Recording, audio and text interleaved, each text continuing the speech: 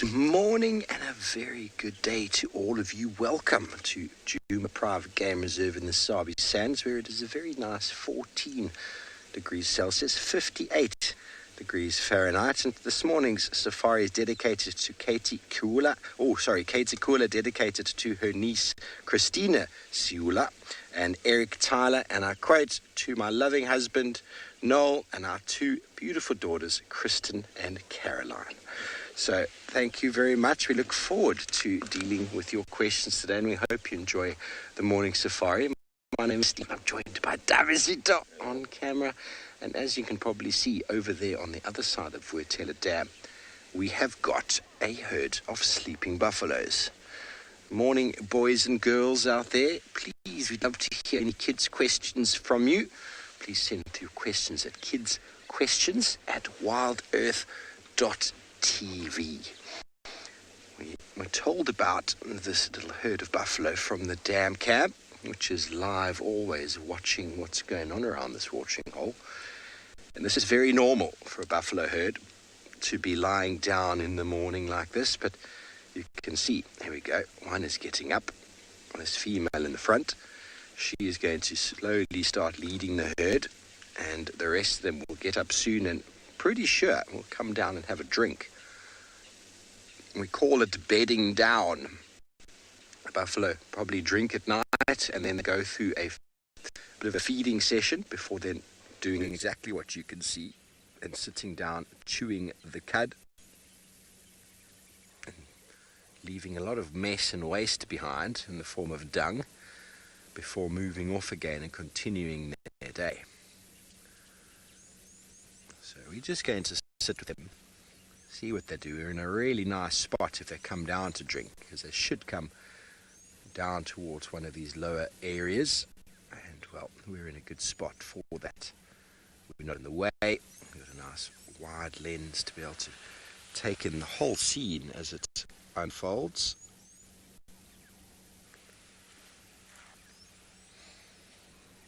So, a beautiful partial lunar eclipse last night, which we were not able to see because it has been cloudy all evening. It always seems to be the case here. The last few wonderful full moons and eclipses that we had were cloudy.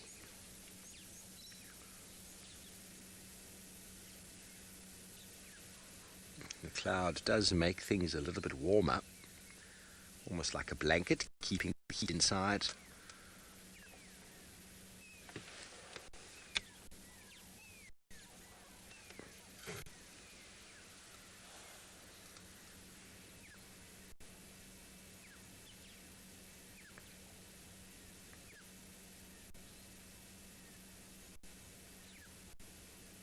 It's going to take them a while to limber up and get moving.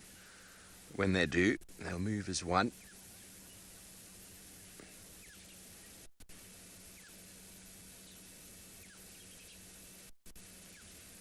Ooh.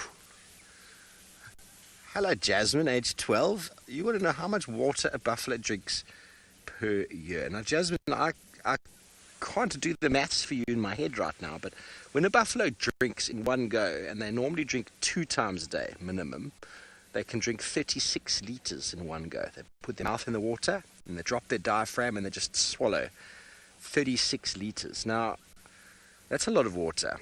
That's a lot of water, and they do that at least twice a day. Obviously, smaller buffaloes drink a lot less than bigger buffaloes, so on average it's about there.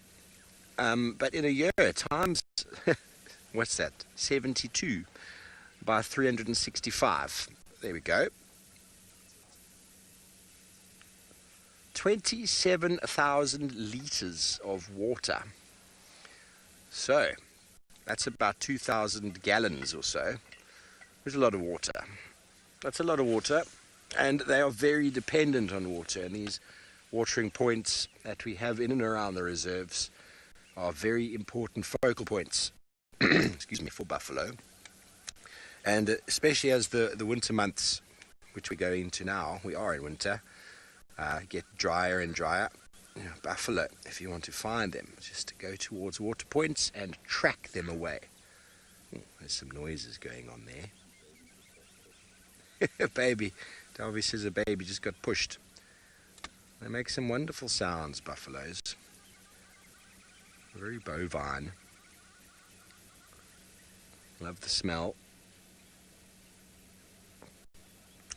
We've had buffalo on the property all week and I haven't had any lions. So today I think is the day. There's probably 2 herds of buffalo on the property currently.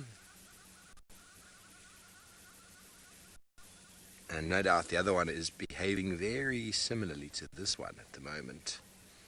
You see in the front there, that one chewing. When they lay down, these animals, ruminants, chew the cud. They don't actually physically sleep. Can you imagine that? They sit like that and they automatically regurgitate the food in the belly and they chop it up finer and finer and finer for maximum digestion and absorption of nutrients. But while doing that very slow, methodical chewing, they are essentially resting. Their body resting on the ground, their brain drops to that of a sleeping or meditating organism, and they get all the rest that they need. It's a very important strategy when you have animals trying to hunt you and eat you while you sleep. Ruminants have that ability to feed in times when conditions are cooler, and then when conditions are much warmer, they can go and relax in the shade. But always alert to the presence of any danger around.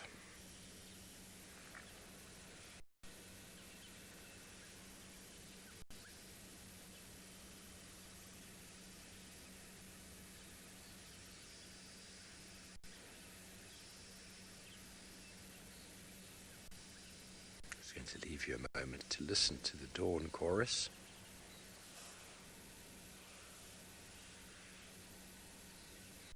Well, surprise everybody. A good friend of mine is back and she'd like to say good morning.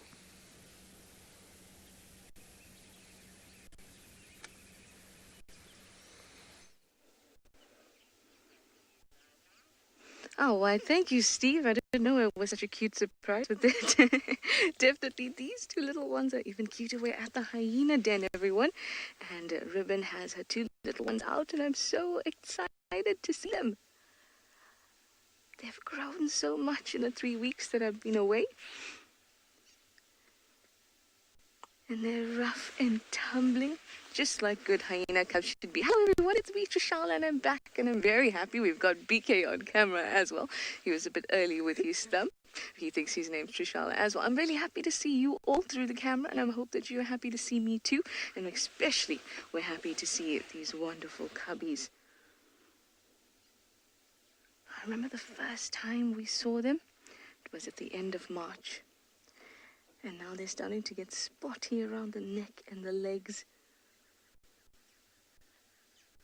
Just lovely. Ribbon, as usual, is, I suppose, doing what the mother of twins would usually do. Just try and relax a little bit, especially when they can keep themselves busy. And a stick is a great toy. It's so important for little mammals to play around and to fight with each other and get to know other members of their species and how they interact with them and even different species. That's how they learn what's right and what's okay to do and what's not okay to do. Perhaps biting your mother's leg is not okay. You can't learn that unless you try biting your mother's leg. But please, kids, don't go around biting your mom's legs. Or jumping on top like that. Oh, they're venturing so close.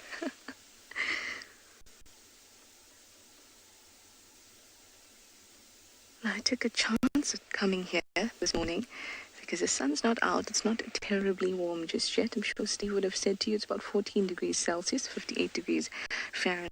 The sun is not out. And generally, they like when it's nice and warm, especially since they're little, so they lose heat very quickly. So I took a chance, and I'm very glad that this chance paid off.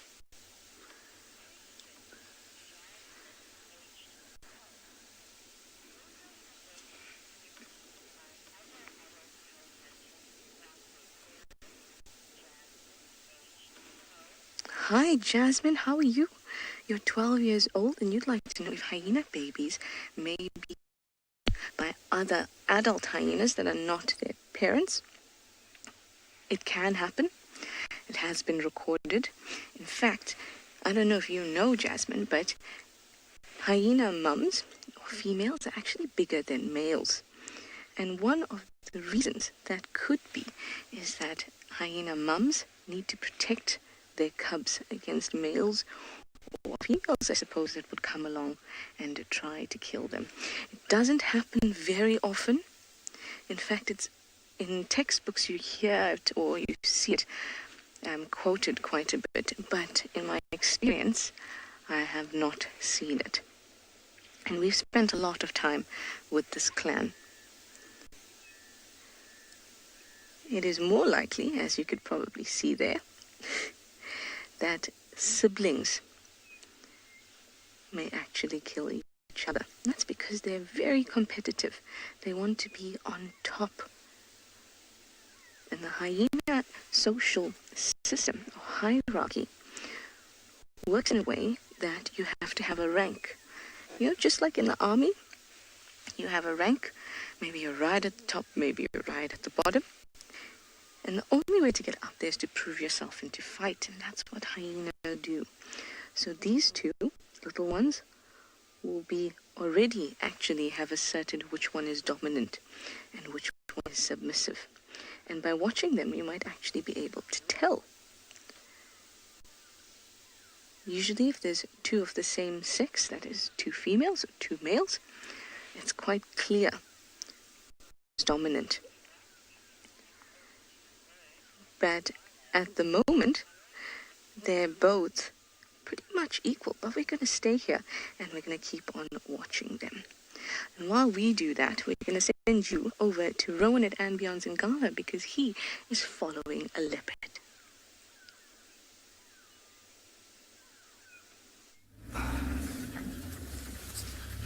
Good morning, everyone, and welcome to Ambion Ngala. It's me, Rowan, and then behind the camera, Odie. We have a Nyala female leopard here somewhere. So we've been trying to keep up with her, and she is... Can you mute your phone? She is marking territory.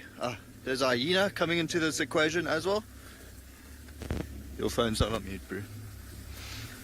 Anyway, so we've been trying to keep up with her. She's walked in from the eastern boundary into our property. Whew. And I can tell you it's not been easy. It has really not been easy. But now there's a hyena coming into this area as well, also following her and us. She's turning around again. Okay, so let's... You can hear her snarling at the hyena. She's quite grumpy.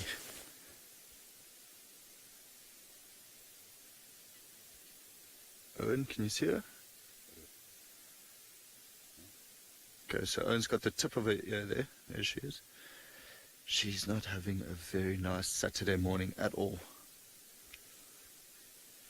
Quite grumpy today. I think now she's trying to get away from this hyena. Let's slink away.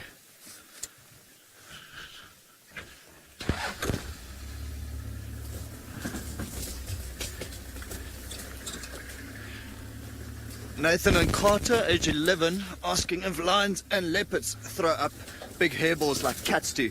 Not quite, Nathan and Carter. They can actually... It's quite funny, every now and then you drive around on the road. Ooh, sorry, I'm just trying to maneuver here as much as I possibly can, like a 60-point turn.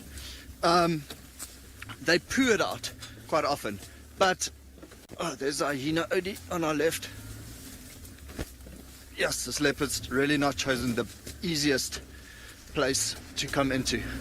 Often you hear them coughing up little hairballs, but it's not quite like a cat gets rid of it, not like a domestic cat.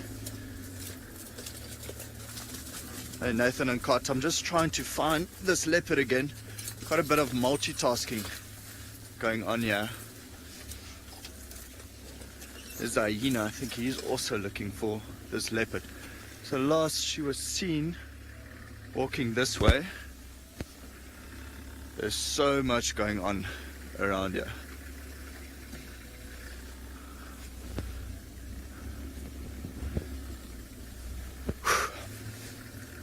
It took us a while, so Owen spotted her crossing the road, you know, coming in a westerly direction across the boundary onto Anbianingala, and then it took a long while for us to find her, and eventually what we saw was she lifted her tail. There she is. Her tail, you can see that white tip on the tail, so that's basically the main thing I'm looking for now. So she's walking right in front of us, not running away from us, which is quite nice, but walking quite steadily. So we don't know, we're not too sure where her youngster is. Oof. Let's try and maneuver through here. So she would have left her youngster and just patrolling her territory, maybe even trying looking for something to feed on, something to hunt. So you can see, there she is, Odi. See that white tip on the tail that I was talking about? She curls it up like that. She even lifts it every now and then. If she had to see birds on the ground like francolins or spurfowl, she'd lift it up. You can see what she did there was urine sprayed, so marking her territory. The tail all the way up, so there might be ground birds there. For now, we're going to try to stick with her, but send you over to Steve. I think he's got a large breeding herd of buffalo.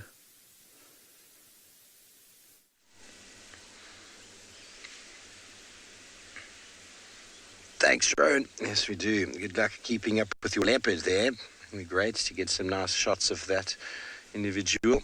We've just moved around to catch up with our breeding herd of buffalo, and this young lady is giving us the evil eye. Trying to smell us. Look how wet that nose is. So wet, isn't it? Now, in ruminants, they also require so much water because of the amount of through the rumination, when they chew and they break up or macerate the vegetation, they surround the vegetation with saliva. Saliva is loaded with the bacteria and microorganisms which help in the breakdown. Excuse me, and they need lots of water to replenish that as well. Microorganisms which are protein based go into the stomach and are reabsorbed as protein, so they don't actually lose them. Obviously there's a small loss, but most of it gets reabsorbed back into the system and they're able to recreate them. So very sustainable sort of process, although as we've seen with buffalo dung, there's a lot of wasted water. It makes them very water dependent. But the oxpeckers are having a field day today. You see the difference between the boy and that girl. Not just in the size, very easy to see the size, but you can see the boss in the horns as they join in the front. The massive, big, rough area. Well, we're going to see if we can move up slightly here. Excuse me, I've got something in my throat. Move up here and get you another view of this herd. We've been trying not to disturb them. Get a nice view of them, but Trish has got close-up visuals of the Duma clan. Let's go say hello to the littlest ones.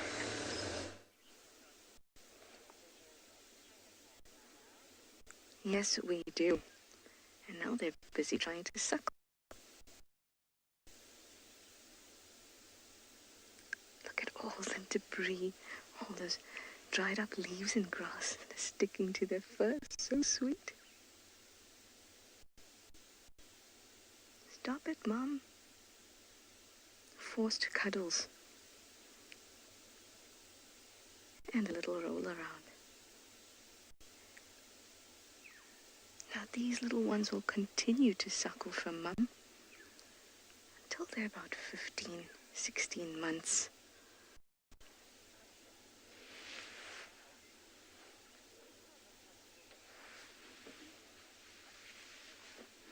Hi Pranav, you'd like to know when will the cubs get spots all over their bodies? Well, when they're born, they're fully black, not one spot on them. And you can see now that their necks and their legs are starting to get spotty. Now that generally happens between 2 to 3 months old. And by the time they're 4 or 5 months, you'll see that they're spotty all over and they start to get quite furry. It is a very, very cute.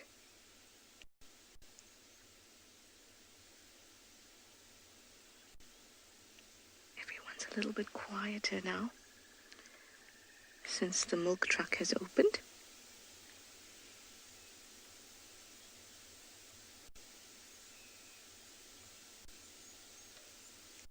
Look at them using their little teeth. Hyena cubs are born with their canines, which are the pointy teeth, which you have also, and their incisors, which are the front teeth. They're born with those fully erupted. So that must be quite painful for a ribbon when they suckle. But it also means that they can go around chewing bits of grass and really get that jaw to be exercised, because hyenas have really, really strong jaws and skulls. But those take a long time to develop. And they need all the practice they can get with moving the jaw and pulling at things to build up that strength. Oh, Pranav, there you can see on the neck the little mane running down the back. You can see it's starting to come up just slightly. It sort of looks a little like a mohawk.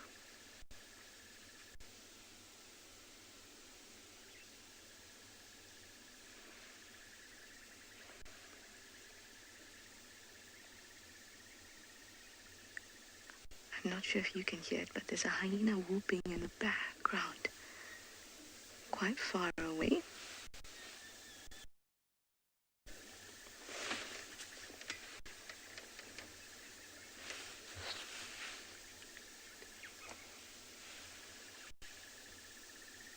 That's probably what's gotten their attention. Okay. It was quite far away anyway. But you can see that even if we couldn't hear it from there very clearly, or at least you guys couldn't hear it very clearly, and even for me it was very faint, even still it got Ribbon to pick her head up and the two cubs.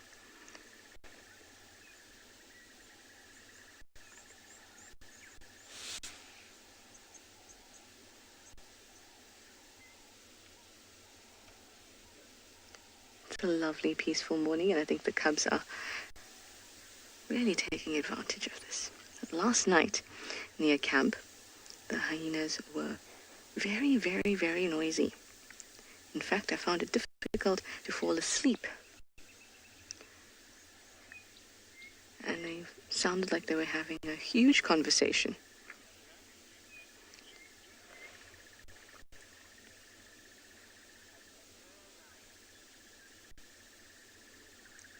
Very, very cool. Well, of course, I'm not going to go anywhere because I love to sit here with the little ones. Take as much time as we need to spend with them. But there's a new guide for you to meet, and his name is Doomy. So let's go over and say good morning.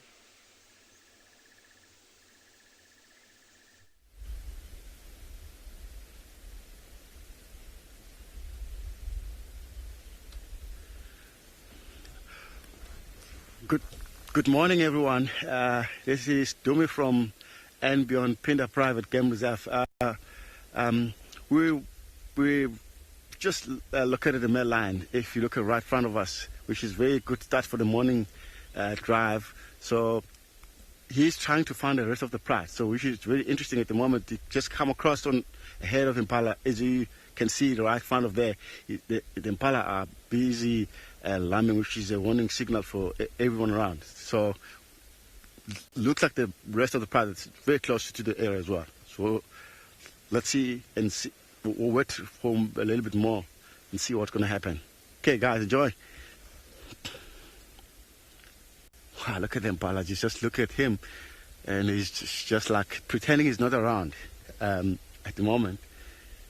And because also what I think he's thinking by now because he knows the pride of here somewhere. There's a good chance they must be stalking this impala so he can steal the food. But I don't know how he's going to eat it because his belly is heavily full stomach.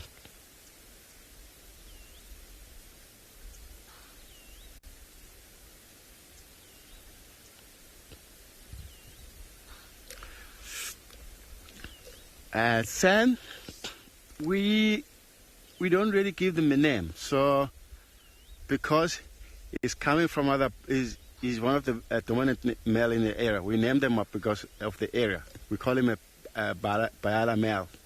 That's what we call him. He has there are actually two brothers hanging around this area, but at the moment they're separate with his brother. So between the two of them, we call him Bayala males.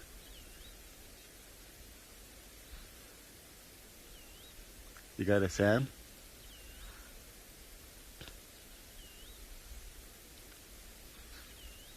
Look at this man. He's quite very dark at the back. And if you come around here, you'll never notice it's a lion. It looks just like one of these logs around here. Very good camouflage. And the color of his body look more like the grass. It just look more like just one of these dead log. Interesting to see. No wind, everything very quiet, except this impala's busy lamb calling. Now he's getting up, start walking. It'll be interesting if he starts rolling, because he should, because he's looking for the rest of the pride. Okay.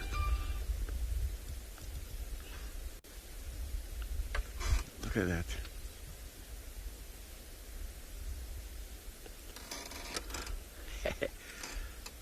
He's a big boy.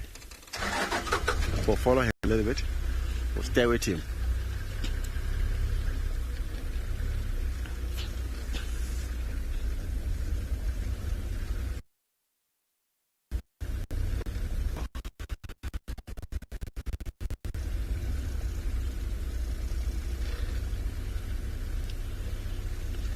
Hello. Yeah.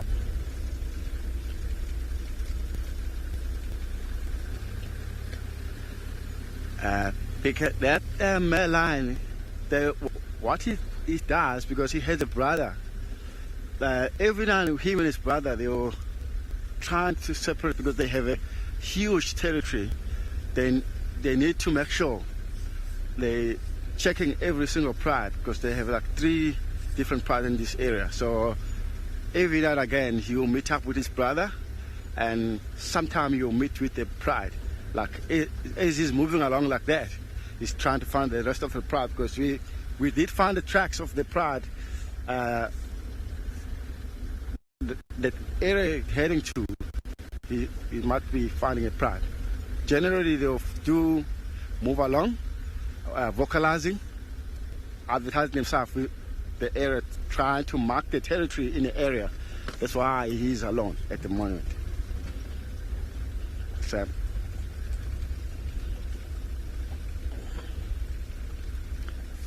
look, his belly, it looks like he's hanging. I think he must be overfed. And that's why he's ignoring the impala now. He doesn't worry about the hunting. He just wanted to find the pride. Because what happened, it might be happened overnight. There must be the pride caught something smaller. He came, took it, everything, the pride continue hunting. So it might be one of the reasons why he's trying to find them again, because he knows he's going to find easy food.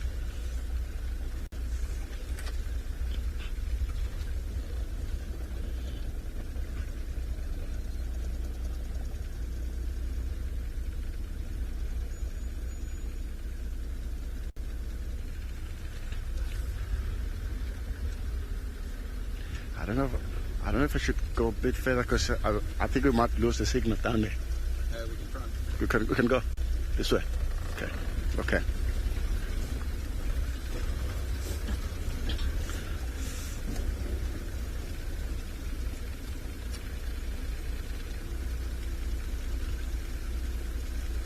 Karen, to be honest, my favorite animals, it's a male lion. I don't know why.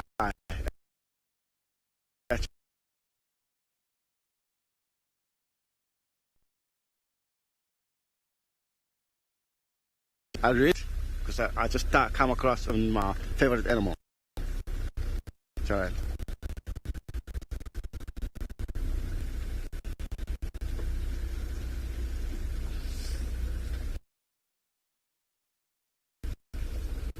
Okay, more see what he does. I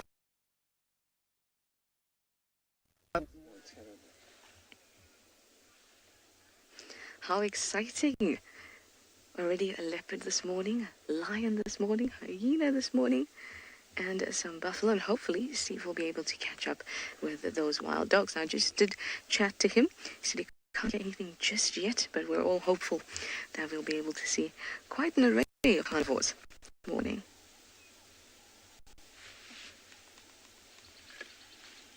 Well, these two have now settled down properly for their feed, and like all little ones, after they drink, maybe just a few minutes of play, and then they suddenly get very sleepy. And then it's back into the den for them.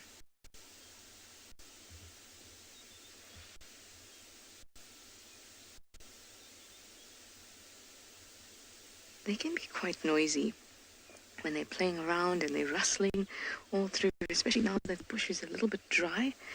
In fact, quite a bit drier than it was when I left. And the sound of the leaves and the rustling is actually quite intense compared to when the bush is actually green. And the sound of them fooling around and squealing at each other, shouting at each other, they can be quite loud. And as soon as they settle in to drink, it's just peace and quiet.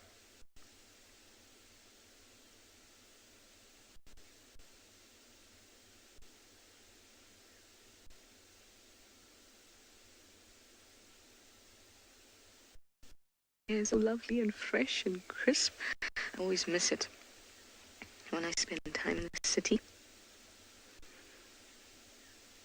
I mean, the city has its place too, but I definitely miss how good it smells, how good it sounds, and all the animals out here.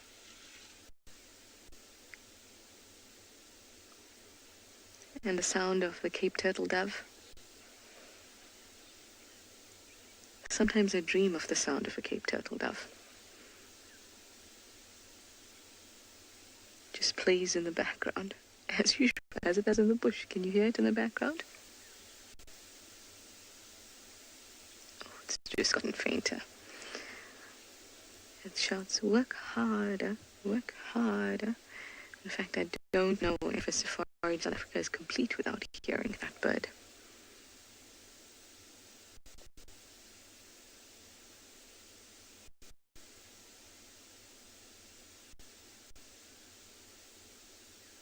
Now, interestingly, it's very nice and peaceful here at the den, and it's just Ribbon with her two little ones.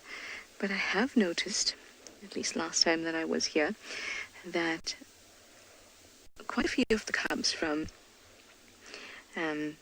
June's litter and Pretty's would actually visit quite a bit, as well as Ribbon's past litter, or at least the one that's surviving in Tima, which is from her first litter.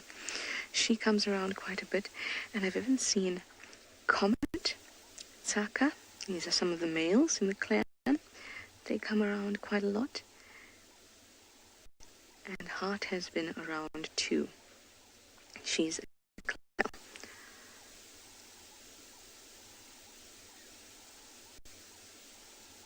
So occasionally you get to see quite a few of them.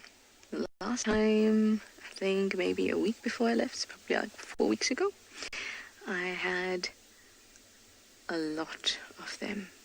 I think it was in Tima, Fika, Tsaka, I'm not sure if Comet was there. June, Soto, Swazi, and I'm missing a few others. We're all trying to, shall we say this politely, share a carcass near quarantine.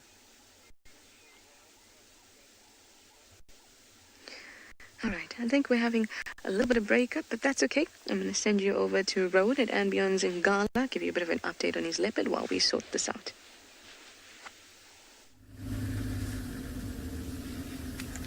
So sadly, we've had to leave the leopard. We just couldn't keep up. She walked into an area here where it's just Tamboti thicket. So Tamboti, a very slow-growing tree, and we can't really drive over it. Not like some of these quarries. Anyway, we tried to loop around, so we're just quickly checking this road, seeing if the Inyala female came out. But, oh, stunning. I mean, she was just scent marking everywhere. Her tail was high up. She was going past Franklin, said they wouldn't alarm call. There's hyena. It's giving us a cheeky look. I think he might be the one that's following the leopard. But no, we lost her for now. We were hoping that we could follow her and she would actually lead us back to her cub, to a youngster that she saw the other day with Sean. But no such luck. But you never know, you know, she might just pop out in front of us on the road. For now, this hyena seems to just be more interested in what we are doing and keeps checking us out. Although I'm pretty sure his ears are up, so if he hears any alarm calling, any impala or anything alarm calling, he would know the leopard is there, and he'll probably, or she, will probably run there. So he's also trying to sniff the air. Looks a bit tired, the mouth hanging open. Quite tattered ears, bitten.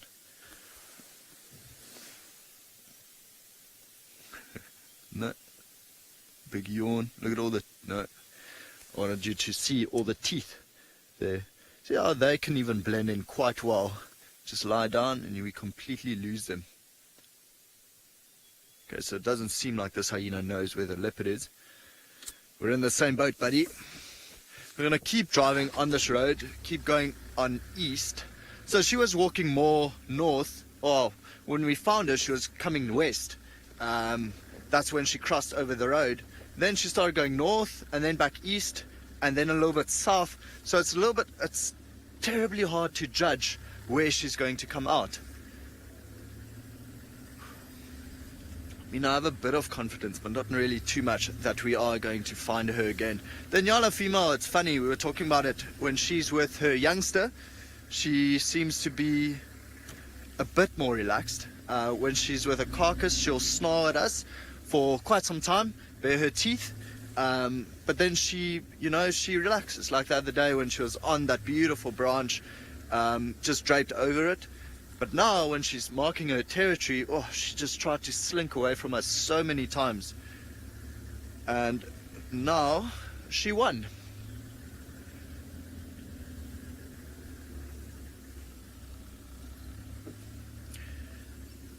Addison, who's 7 years old, wants to know, how do we tell the leopards apart?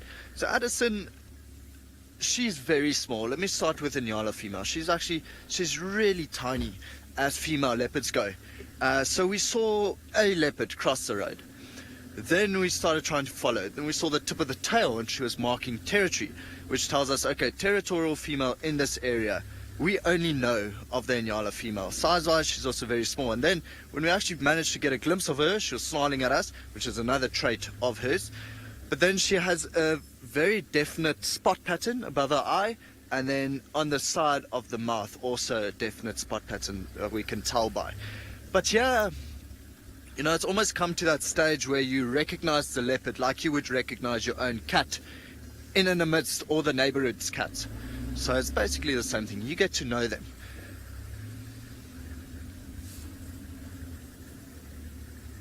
I was so hoping that she would come onto this road and just start marking territory on this road. I don't think she's been past here. Got some relaxed impalas. And so if the leopard had to come past here, all of them would be going psh, psh, psh, psh, just alarm calling.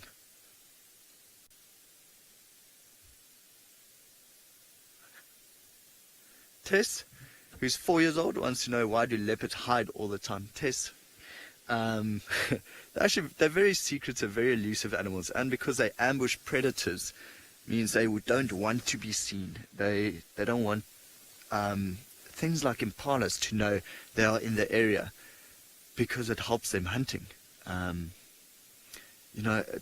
Tess, it would definitely make my life a lot easier if they didn't hide all the time. You can see these impalas even looking a little bit skittish, especially that one female in front. There she goes.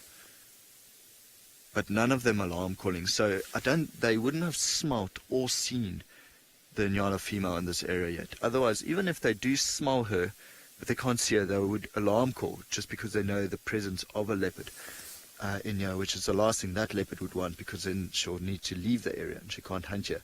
Also with Impala's alarm calling, giving away her presence, it would attract things like hyenas. And then hyenas start stalking her, and she can't make a kill because otherwise she's going to lose her kill to the hyenas. So yeah, it's that's why they try to remain hidden.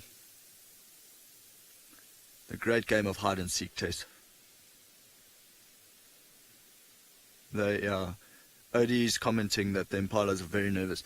In all honesty, I think if I was an impala in the bush, I would be super nervous as well. You can see how they're looking one way, but the ears are facing back towards us. So just trying to pick up any sound, any, cause for alarm. Oh, there they go. Also disappearing slowly behind the bush. Actually, it's turning out to be a beautiful morning. It was very cloudy earlier. Okay, so we are going to keep checking a little bit east. We might drop into the Simbambili River, which is right next to us, and see if we can find any tracks of her. But for now, I'm going to send you back to Djuma with a grouse.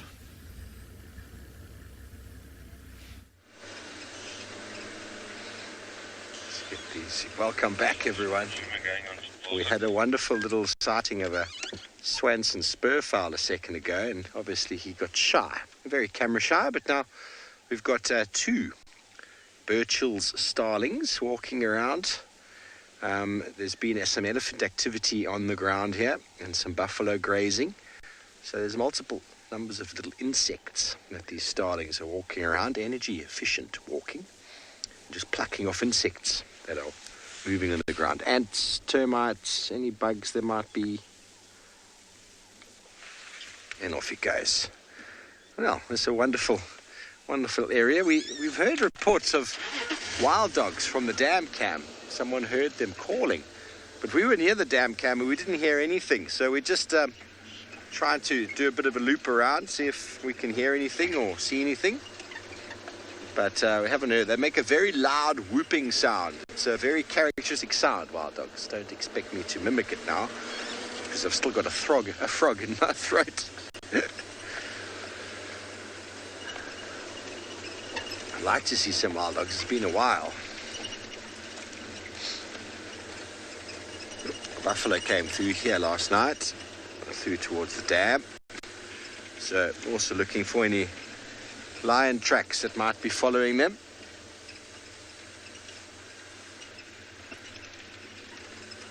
That should be nice today. Wild dogs or lions or Thandi and her cub.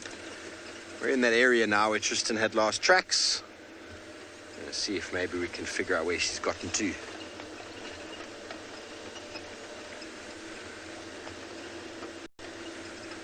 Okay, well, it's a very good morning from Djuma, and sending you to a very good morning all the way over to the west in the Kalahari, Tswalu Kalahari, with Philip and Jandre.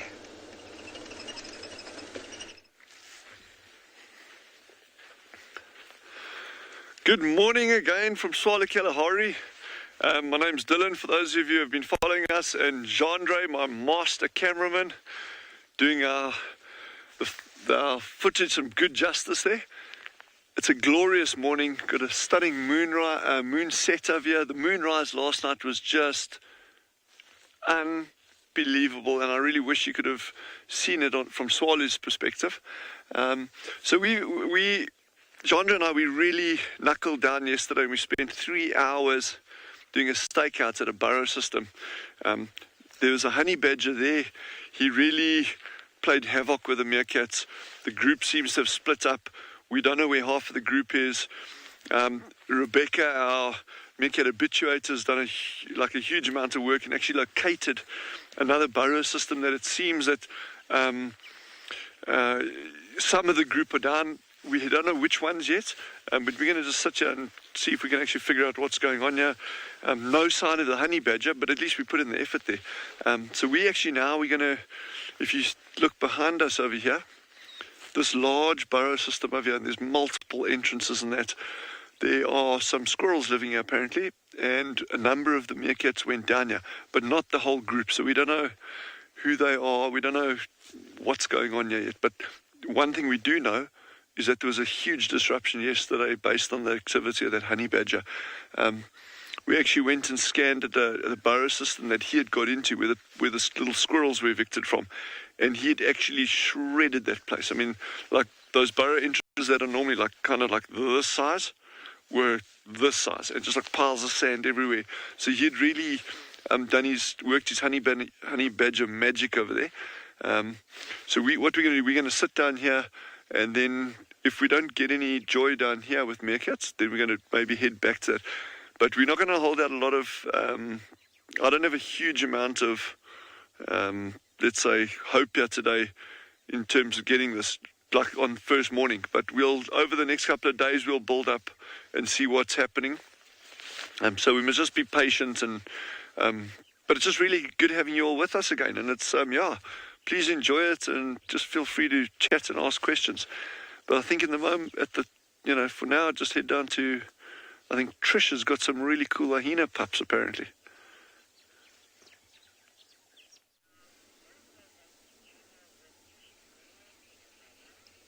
Yay! I've been waiting to get a link from Dylan, and I've been waiting to link to Dylan. I spent some time with him at Swallow, and we had a really, really wonderful time. He's a pretty awesome guy, I must say. Very interesting. Definitely can pick his brain. Oh, seems like we have fallen over. These guys are just entertainment value. They really are. Now, what's very interesting, apart from that we have an upside-down hyena cub there. Oh, I was hoping they'd do it again so I could show you. But when they're feeding, like I explained before, the cubs had already asserted who's dominant and who's submissive. But the way that they're feeding is very interesting.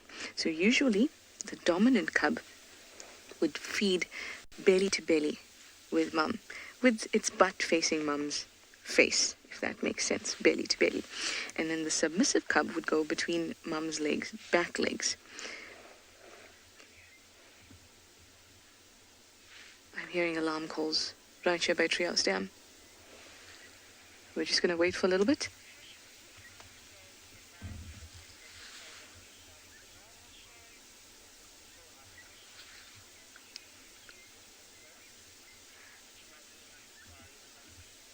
I am just listening. I'll explain to you what I was talking about with the suckling again in a moment. It's just that I've heard alarm calls just south of here. So I'm going to watch for a moment and see if it's another hyena and if she's going to react. I'm just going to be here for a little while. Well, kiddies, this does draw the end of our drive dedicated to all of you especially. So we're going to invite everyone else on board, all our other lovely viewers, to come through, send us your questions using the hashtag WildEarth or the YouTube chat stream. And of course, our kids can stay on board too. Just everyone else will be able to ask questions. And I hope that you do, because there's some interesting things happening. I think I'm going to leave and dart down to Treehouse Dam and just check it out, just in case. Of course, as soon as I want to do that, somebody's looking extra cute and a little bit dangerous. There we go. That makes us all feel a little bit more comfortable. So much excitement. So much is happening this morning. I'm pretty happy to be out, and I hope that if you guys have enjoyed our safaris so far, not just today, but all the ones you've watched in the past, and hopefully those that we can have in the future. Please consider supporting us. There should be some details coming up on your screen so that we can continue to do what we do.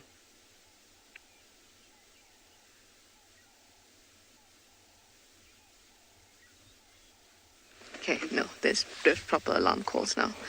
But Ribbon is not reacting. Thank you, cubbies. I always dislike doing this. Oh, they're very good.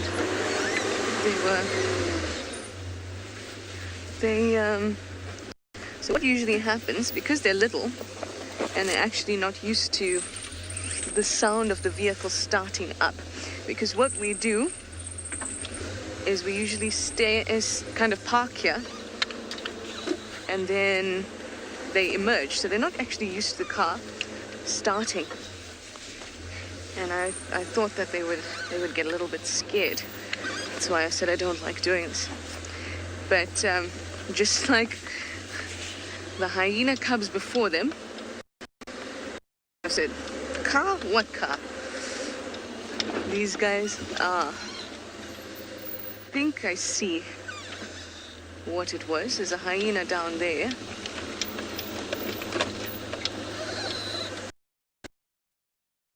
Which is the direction from which the alarms were coming from.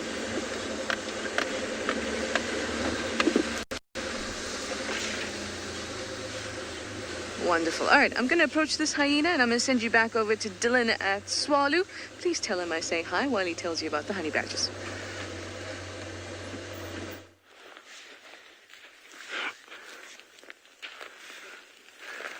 Yeah, so we're just busy setting up at this burrow system.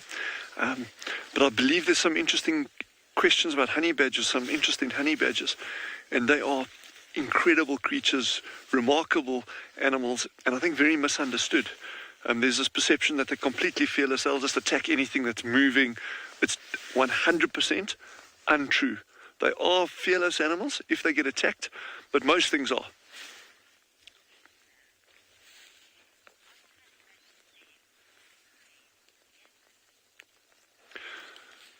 So Lisa, that's a good point. Lisa's asked, are honey badgers here because they prey on meerkats? And the answer in a nutshell is yes and no. Honey badgers can eat pretty much anything they can get hold of. They'll eat scorpions, they'll eat grubs, they'll eat birds' eggs, they'll climb up nests to raid, climb up trees to raid bird nests and get eggs and chicks. They'll attack snakes, they'll dig out lizards, they catch monitor lizards, and sometimes these ones get like a meter in length. They will go for meerkat pups. They've actually been seen catching baby warthogs. They'll go down a burrow and actually take baby warthogs out of a burrow as well. So they're really capable of pretty much taking any prey item. What we've seen here, and it was just huge amounts of luck, is when we were following that one little group of meerkats yesterday, this honey badger just popped out of a burrow and then went straight back in. And on closer inspection, it turns out that he's actually completely destroyed that one burrow system. It is not the burrow system where Masadi was with her group and where her pups was in that. This is now further south, but it was within 100 yards of their burrow system. And I think this is exactly what's created this uproar now. Like, okay, geez, what's going on here? Because if he gets in there, there's very, very, very little that a group of meerkats can do against a determined honey badger. That is just the way nature works. So we're now trying to figure out what's going on here in terms of these groups. There's definitely a split that's happened here. We don't know if the pups are still alive. They may be. We're hoping they are, but we can't be sure of that. So this is just going to be a little bit of time over the next couple of days. We're not going to get a quick answer and say, okay, there's Sadi in a group and everyone lives happily ever after. We need to really try to tease this out, figure out what's going on. But coming back to the honey badger aspects of it in terms of feeding, they are omnivores. They will prey on and feed on a wide range of prey items.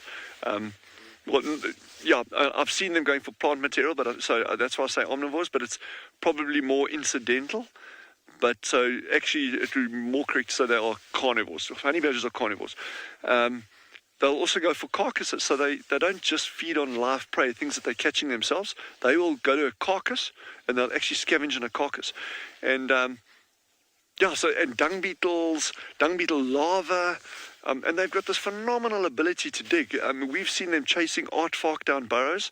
We don't know what the outcome's been, so we've never actually, no one's actually seen a physical case where honey badgers been witnessed killing an aardvark, but there's strong anecdotal evidence for that. Like I say, our staff on the ground have actually seen honey badgers go down burrows and come out carrying a baby warthog. And the mother warthog actually chased the honey badger and it dropped it, so that the piglet got away. But the honey badgers will pretty much try anything they can if they get half a chance, and they figure it out. They're very persistent, so they'll learn. If they go down a burrow system and they get success doing, hunting in a particular technique, they'll start replicating it, and they'll learn. That behavior is very, very much a learned thing. So yeah, super wily little things. But we're going to kind of just settle in here, get set up, and hopefully we're going to get some interesting activity up. But I think in the meantime, head back to Taylor, our colleague in the Lowveld, and see what she's got for you.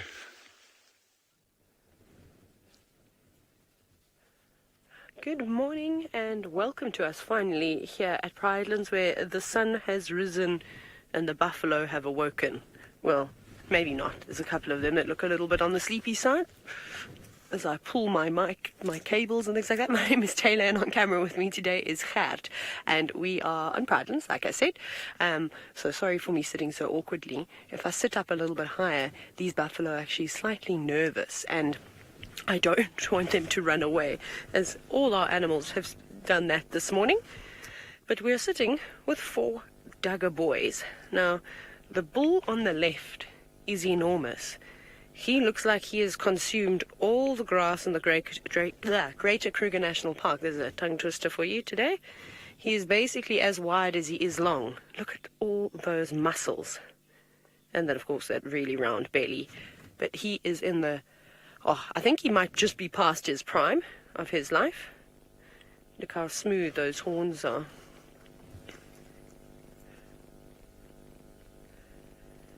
Now, Tess, buffalo have got these horns because they're very important for protection for these animals. So we actually call that thing on top of on the buffalo's head there a boss. So that thing in the middle, that's called a boss, and then the horns curve around.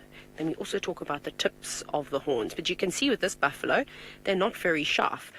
So what he would have used them for, when they were nice and sharp, is to fight other buffaloes when he's in the herds and wanting to mate with the females. But otherwise, if something like a lion, which likes to eat buffalo, were to come on through, he would also use those to defend himself. And lions kill lots of buffalo every single year, but buffalo also kill lots of lions. So maybe we can find the buffalo just behind him to the right. Now, Tess, I know you're only 4 years old, so look at that difference there. Look how sharp his horns are. You see?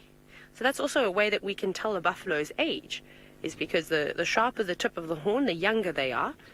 And you can also see that his boss, that part in the middle, isn't as well developed. And he hasn't got as many muscles on his body just yet. But these boys decide that they don't like the girls anymore. They're quite happy to just stay by themselves. But it's such a lovely sighting here in the golden grass.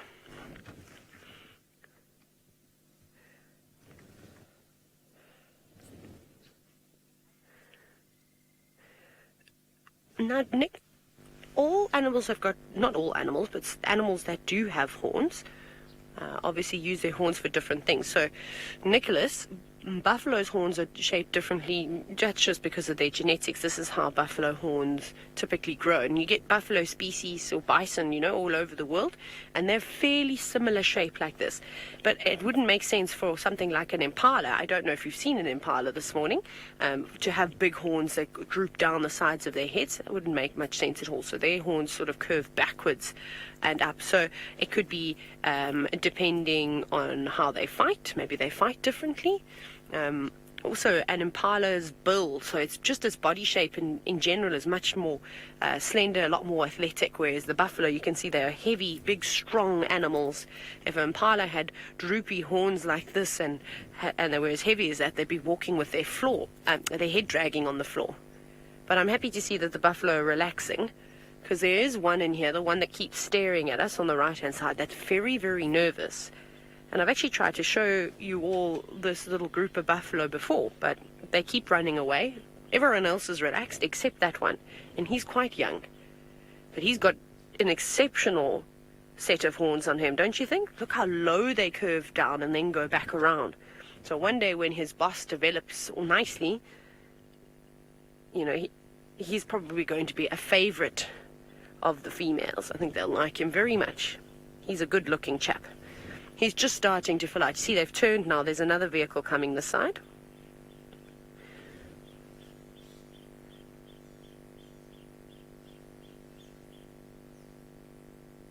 Kaki, now you've mentioned something about the spots on the buffalo's face. So typically what buffalo like to do is roll around in mud during the heat of the day. So it could just be mud that is sort of dried and caked there. But also, as buffalo start to get older, as in humans, their hair starts to recede as well. So they start to lose it. So they end up getting these patches on their faces. But if you rubbed your face up on a branch all the time in the same spot, maybe you were itchy because there was some parasites or something like that there, that could also cause hair loss. So I think it's a number of different things.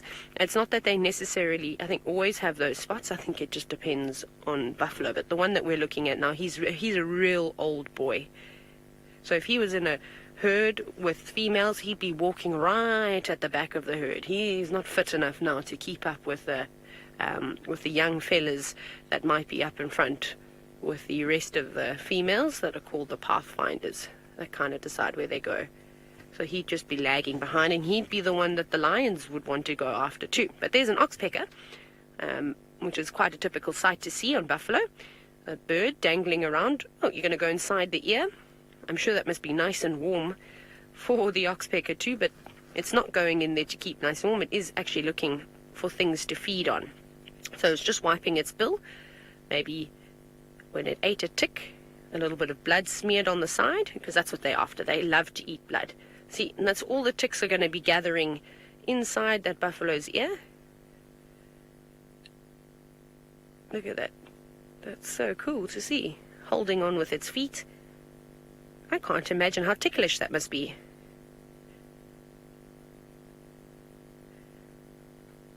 Frankie, in areas where there are lots of lions, I don't think buffalo get to live for as long as they should. But maybe up to 20 years or so would be a good age for a buffalo bull. But like I said, so they live in a family herd for pretty much their whole life, and then as they start to get older, they start to slow down, and then they can't keep up. And like I said earlier, then they're easy pickings for the lions. So that's going to bring your lifespan down fairly quickly. And when those horns are completely blunt, then he hasn't got any protection. And he might even end up being on his own and not even have his friends around him to help watch his back. But the other morning when we had some lions, it was a really beautiful sight. I think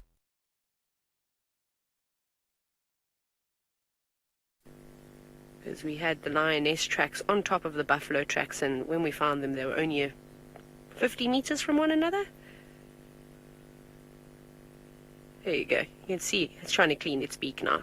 Just like you would pick up a serviette or a napkin and wipe your mouth after you eat, birds will do the same thing after they've eaten something. But you can see this buffalo is in fairly good condition. Got a nice moist nose. Not thin, of course. That's always an indication. Any thin animal out here, unless it's maybe a predator, because their body size changes dramatically depending on when they eat or not. But a herbivore, an animal that eats just vegetation, if it is thin, it is probably sick. I like the way that they've all huddled up like that with one another. One watching towards the south, the others keeping a close eye on us. Almost death staring us.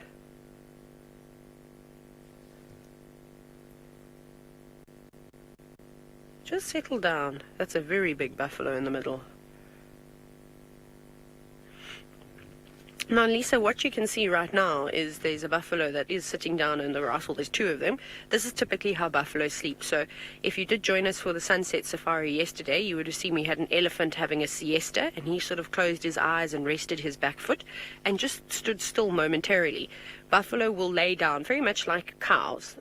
If they're in a group, they'll lay down together and they'll sleep for a few hours in the evening, and then just as the sun starts to rise, they'll normally wake up, go about their day, maybe go for a drink of water, do some feeding, and then during the heat of the day too, it's not very pleasant. So especially in the summer months, they'll find some nice shady spots and sleep under trees, or they'll just go and sleep in sort of mud wallows and things like that.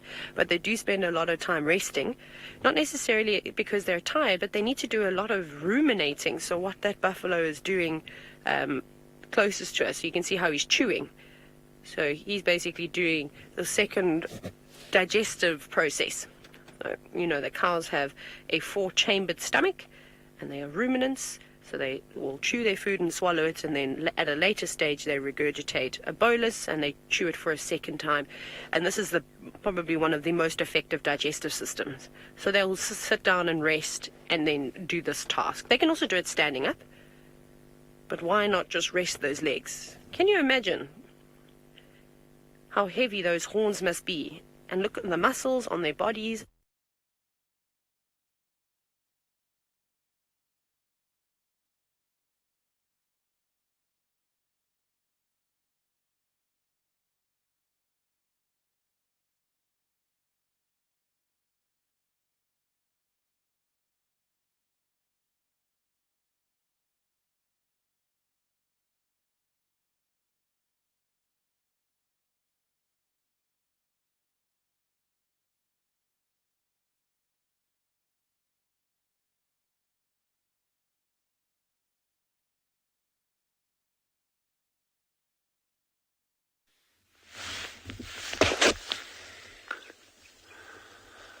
So the sun has just risen here about 5 minutes ago.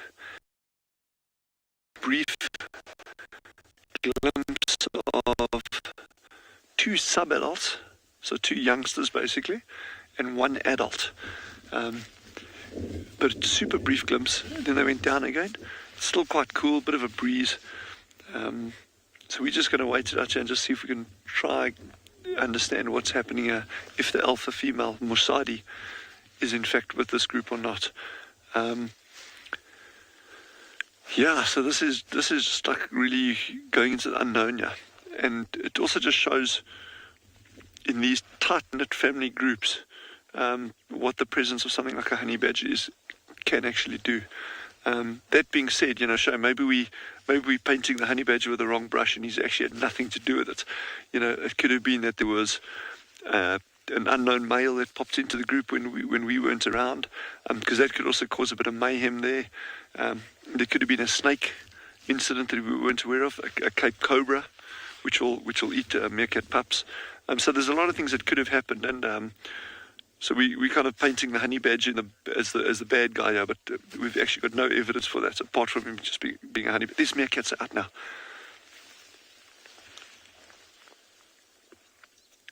That big one almost looks like Musadi. That almost looks like the alpha female. I'll need it to turn around if I can see a little bit better.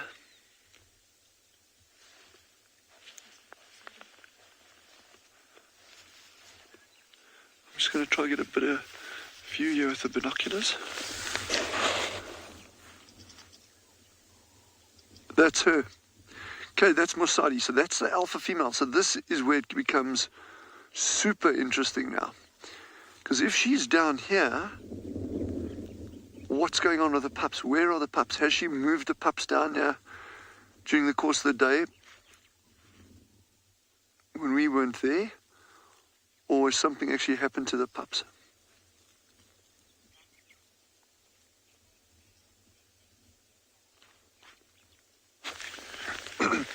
Nancy, they do move their youngsters often. It's normally after about 3 weeks of age. Prior to that, they'd really only move them if there was an urgent reason for doing so.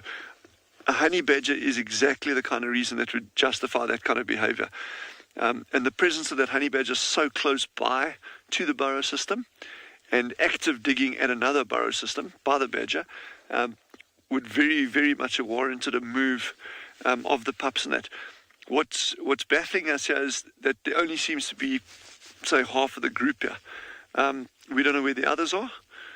It may be, and chatting to Rebecca, our meerkat habituator, I mean, she's spent so much time with him and she's so good with him, saying that it could be that she actually left the pups at that other burrow system in order to save the rest of the group. In other words, saying, well, in the presence of a honey badger, there's not much that meerkats are going to be able to do anyway. So let's abandon that burrow and move and save the whole group.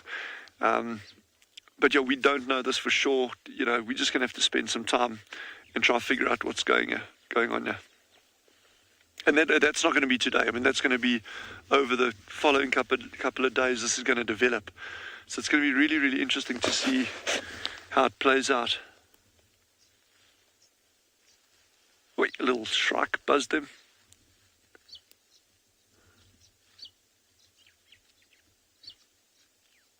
Oh, this backlight on those meerkats is lovely in terms of videography and photography. Wow. And that's the exciting thing about nature. That's why I love it. You know, you go out, every single day is different. It's not, you can't go out and say, predict what's going to happen. I mean, you can try and you can say, well, I think that leopard's going to walk around the left-hand side of the tree, or it might hunt or whatever. But the details of its daily lives, I mean, every single day is a new thing for us and for them. And some days it plays in favor of the meerkats, and other days it doesn't.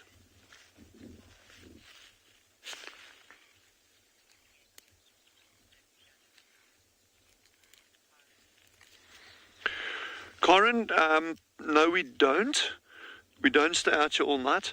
Typically, these meerkats will go and sleep around about just before sunset. Sometimes just after sunset, depending on temperatures and that. And then there's pretty much no point. And also in terms of like things like honey badgers, we really, you know, you want to observe these animals and then move away, as opposed to becoming just another one of the meerkats. The danger there in these environments, we've got a lot of animals that are very relaxed around people and vehicles that don't mind it.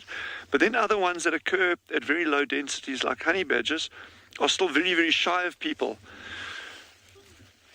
So, you know, so we don't want to go and impact on the behavior of those animals.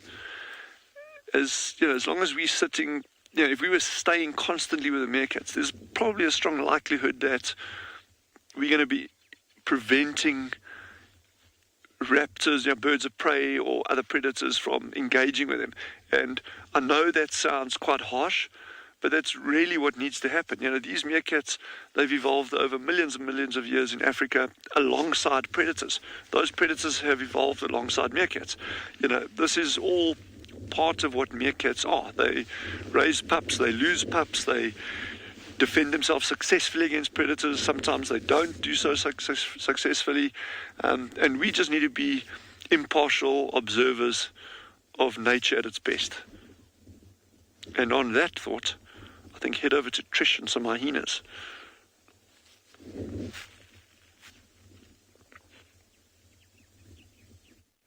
Nice, Wolf.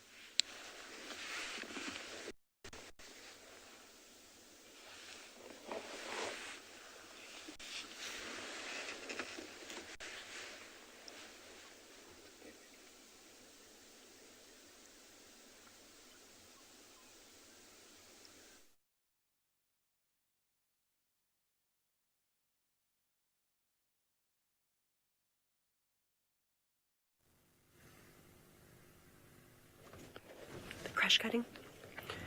Hi, welcome back everybody. Sorry for the technical difficulties, but we're back with you now. We haven't moved from the buffalo just yet. We're starting with that same bachelor group of boys, and they're still a little bit uneasy. Sometimes they stand up and sit down, and then it's typically the two older boys that are quite comfortable with us, and the two youngsters are not so chuffed at all. The oxpeckers don't seem to mind. Just listening, there's some birds that are starting to wake up too. We might even get a bird party moving through here, which could be quite exciting.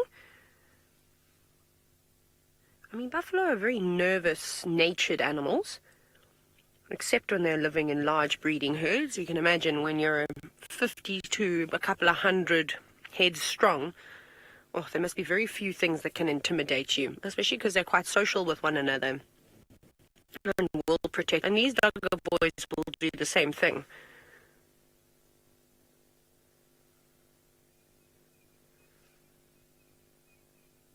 Very, very nervous. I'm sure you can hear all the birds in the background.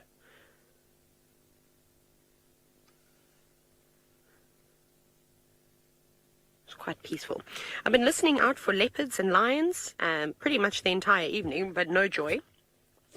And while we came into this area, as we were following up on vervet monkeys alarming, and we were hoping that there was going to be a leopard nearby, but there wasn't. We couldn't see anything, so we think maybe it was just a raptor. But instead we found these buffalo, which was, it's nice to know where they are, because if the lions do come onto the property, we could find them.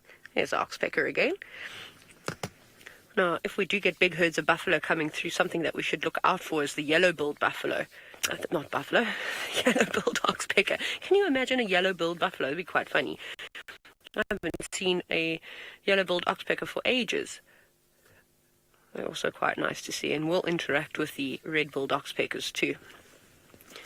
Now, getting in just in the linings of the lips, where I'm sure there's a couple more parasites. This is such a lovely relationship. Oh, looks like it's trying to force quite a big ticker out. That buffalo is particularly tolerant. And if they do have any wounds, these birds can be such a pest. And they'll just keep opening it to feed on all the blood, and you'll see that wound will just ooze and ooze. I wonder if that's what it's doing there, if it's like an old scab, or if it is just trying to grab hold of a tick.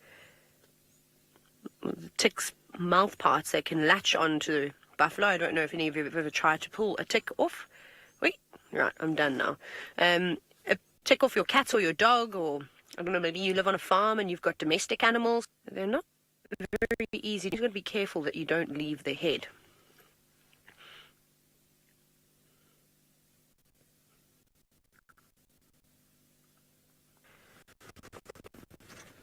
I think what we're going to do now is we're going to move on and maybe try into some elephants and see if they go down swimming in the dam. But off you go back to Djuma with Steve, who's got some very playful lion cubs.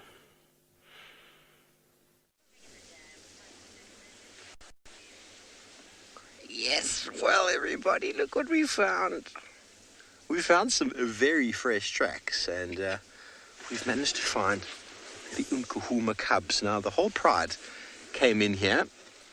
The whole pride is on Djuma now, but we've just tracked the pride to where we found the cubs, and we're just going to say hello to these little cubs now and move out. Find the adults, which were with them, but have obviously left them behind to go hunting or to do something. We're not too sure, but we said we wanted to find lions this morning. 1, 2, 3, 4, 5, 6, 7. The smallest cub is here. 1, 2, 3, 4, 5, 6, 7. I can only count 7 currently, but there should be 9, including the smallest. Am I right, Darby? And we haven't seen the Umkuhuma pride I haven't seen them in ages. And these little cubs, last time I saw them, were just little balls of fluff. So they came in on Gowrie Main, behind the smells of buffalo. And it's possible that's where the adults are gone. The adults would not take the cubs into a buffalo sighting. It's way too dangerous. But if they do catch a buffalo, they will be sure to come back and fetch these little things. They've just been deposited here next to the road. How exciting. Okay, so we're not staying, everybody, due to the fact that it's only cubs, which makes it slightly sensitive. So we move out. The tracks were in the road, you're heading north, so we're going to keep following the adults. And if we find the adults, obviously things will change with regards to this sighting. It's important to be sensitive.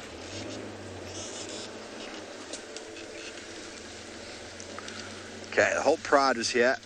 Adults heading that way. So it's not over yet. Just want to show you on the road what it looks like to see a pride at lions. Look over my right shoulder there.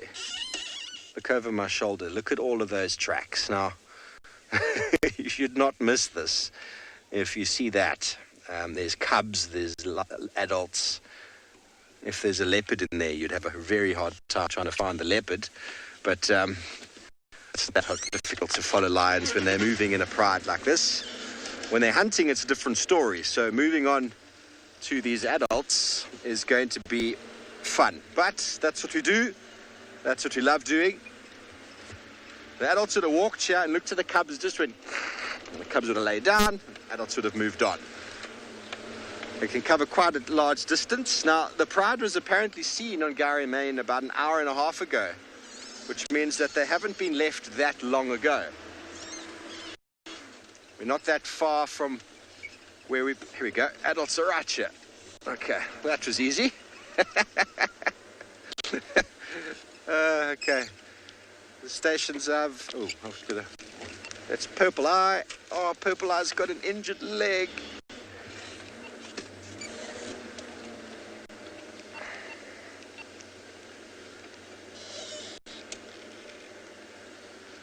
Tell me when you're happy, Davy. Yeah.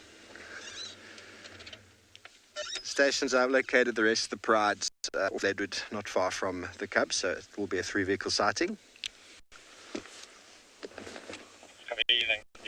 On Leadwood Gowrie Main now, well done. Copy, Joe. Keep coming. Yeah, just keep coming to that one termite mound on the left. The whole pride is on top. Thanks, buddy. Okay, so now I counted 7 cubs there. 8, 9. They're all here. These are the 2 boys. Sorry, everybody. You're welcome, Alan. I'd come on Leadwood. Just come straight in along Leadwood. You won't miss us, yeah. Copy, thank you, Steve. Okay, there is the Unkuhuma pride, everybody. They let the cubs just a little bit further back. They're scouting. Yeah. Yeah.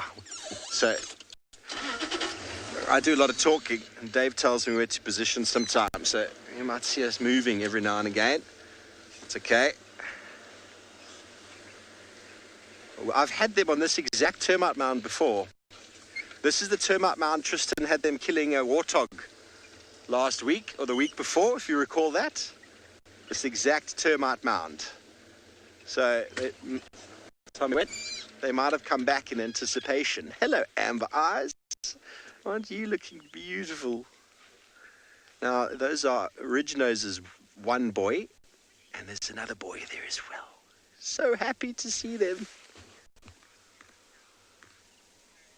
Carolyn, the 2 boys that you can see, that boy in picture on left, he will follow. He won't get involved. He will do eating, though, and a lot of slapping and snarling, but they won't actively be hunting. The adults will leave the cubs slightly behind, but because, I mean, since Chella, who's the younger female who had those cubs, the most recent cubs, and all three out of the 4 died, it seems since then... See, those 2 boys there will be much more involved. It seems since then that the pride does not leave anybody behind. That's why when I saw those cubs a little bit further back there, I thought the pride had possibly left them, but I was wrong. Not far at all. The cubs slowly follow now, and when the pride makes a kill, they come running in. On Christmas Eve, we came across the pride on a little staff get out. And we found the pride in the middle of quarantine. They killed an impala, and the cubs, as small as they were, came in so quickly. They were very close behind. So it's at that stage where the cubs are able to move, and lions are relentless when it comes to moving, because when they're hungry, they go. And if the cubs can't keep up, well, they get left behind. It's just the way it is. Nigel, we're just here. I'm sure you can see us. I got you, thanks for that. I'm just coming in on your 2-track. Copy, Joe. Maybe if you go up past the mount, come around on that side, you'll have better light. Behind me is going to be quite bad light.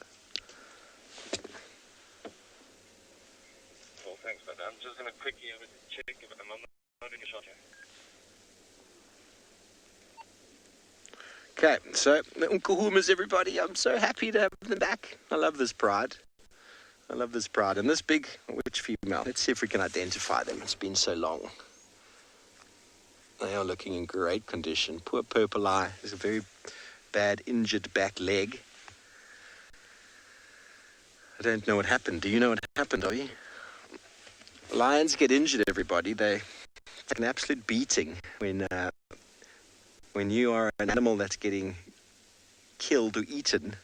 You lash out, you kick, you bite, you stab, you do whatever you can to survive. And lions take the full brunt of the animals that they take down. They take on buffalo, giraffe. Even kudu can inflict some injuries. Even warthog as well. So I believe some of you watched as Tristan unfolded with the Nkuma Pride on this exact termite mound. So it's quite interesting how they've come back. They probably thought, oh, let's check on the Warthog Hotel, shall we?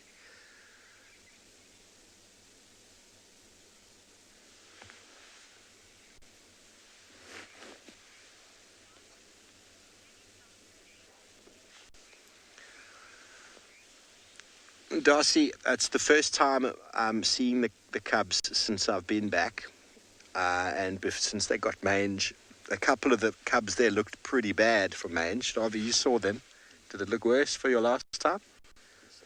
Darcy, it's hard to say. We're going to have to maybe get a few screenshots, or in a moment we'll be able to go back to the cubs. Seeing as we are with the pride, we'll be allowed to view the cubs. They're just 30 meters or so down in the bushes there, in the shade. So I noticed a couple of them, especially Chella's smallest little boy, or girl, I don't know what sex it is actually, was looking mangy. But some of you out there who have been watching the show and have taken screenshots before, I'm sure could maybe put together a little compilation of the one shot we have had of the smallest cub and show us in comparison to what maybe it looked like before. His ear looked quite mangy, but they overcome it, everybody. They do overcome it. It looks very uncomfortable and very messy for a period of time, but the adults are all looking in good condition.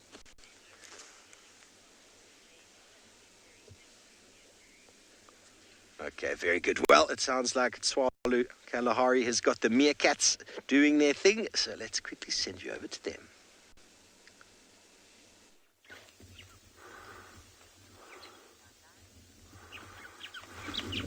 So it's still getting more interesting here by the minute in terms of the meerkat dynamics here. So we've got these 4 individuals here. It looks like 2 adults, 2 youngsters. So it's Morsadi, which is the one on the far left digging like crazy there, the alpha. And then what happened while we're sitting here, we had a 5th meerkat that popped up, but super skittish, and not even of us. I'm talking about skittish of this group. But this little animal just started moving around just on the edge of the grass, but just inside the edge, just inside the grass, and super nervous. So we don't even know where that one comes from. And this is really interesting to sit and watch this, because now you start building up this picture, this understanding of how they're moving. And Dylan, great name. I'm just putting it out there. Yeah. So in terms of can meerkats become nomadic? So there's 2 things to answer that question there. One, you'll look at, what do we define as nomadic? If we're saying, okay, well, it's nomadic, they've got no fixed area, they'll just move around wherever there's food availability, then the answer is no. Okay. If we're saying, are they nomadic within their home range, and that home range can be, for meerkats, can be quite big. It can be 12 square kilometers, sometimes normally less depending on the quality of the habitat. So within that area, they'll move burrow system sometimes every couple of days, but not normally. They can cover a big area within that and at times there. But then there gets the interesting part. And remember, I just said there was this individual that arrived here now, super shy. We don't know where he came from. We don't know what's going on there. We don't know what group he comes from. And what's interesting there is that individual could be moving from another colony somewhere, and that would be the nearest that I would say we'd get to meerkats being nomadic. In other words, that little individual could be dispersing, and in order for him to survive, he actually needs to join up with other meerkats, whether it's other dispersing individuals or try actually get his way into a group of existing a colony that already exists. Either one of those, but that could take weeks sometimes for him to get that right. So during that time, he would be nomadic. But the traditionally accepted view of being a nomad and just kind of like wandering across the landscape, meerkats don't do that.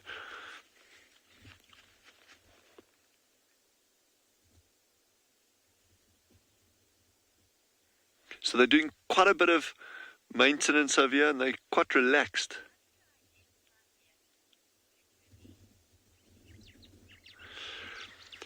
Dizzy, and I hope I got the name right there. How do we identify individual meerkats? So that's a challenging thing to do. We're looking at group numbers of anything from 2 individuals, literally, up to 40, 50. It's very, very unusual to get those big groups on Swali. Kind of our average meerkat group size is 5, 6, 7, sometimes up to 12 individuals. That's obviously a lot easier because you'll know who the alpha female is, in this case Mossadi, and that you can see if she's got youngsters, if she's lactating, that kind of thing. And then others within the group, they often have distinctive markings, like you might have a little scar or a crooked tail or a distinct marking pattern on them. Where it gets very challenging is the larger the group size gets, it becomes progressively more difficult to identify individuals.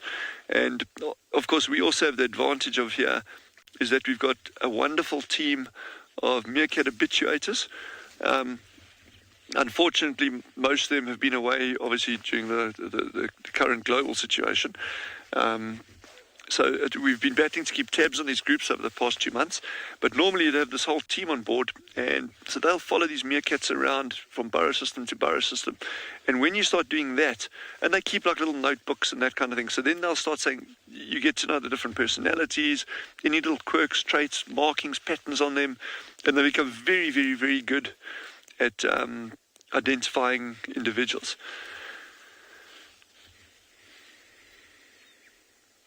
It's a lot of, but this is not even just burrow maintenance. They're actually foraging close by to this burrow. So going on the signs, the evidence that I'm seeing at this burrow system now, and bearing in mind that this is the first time that Jandre and I have actually been to this particular burrow system. And Rebecca located them here yesterday. I'm not seeing a huge amount of sign that they've been, or any meerkats have been around this area for a while.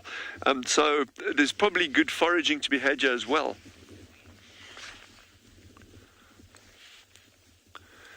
But here, colleagues down in the Lowveld have got some lions on the move.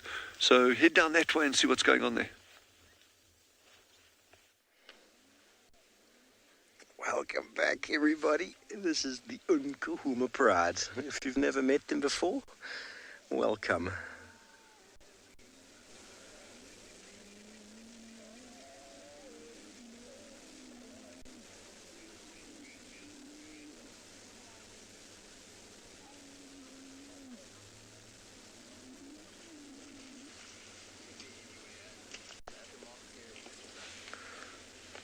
Let's just keep it quiet there so you can hear all these little greetings, even though Pride left the cubs not far away. It's almost like they've been separated for days.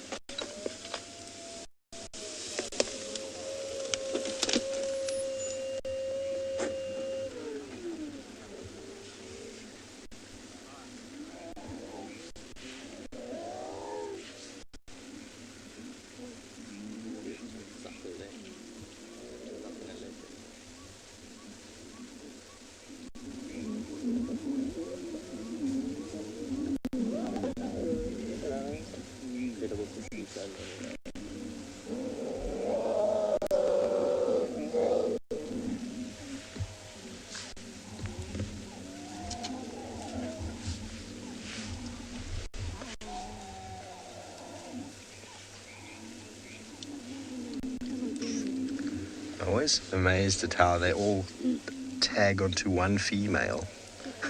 Amber Eyes is getting the brunt of 6. All 9 are here, everybody. All 9 are in shot. Which is incredible to see. I can't believe how big they've gotten.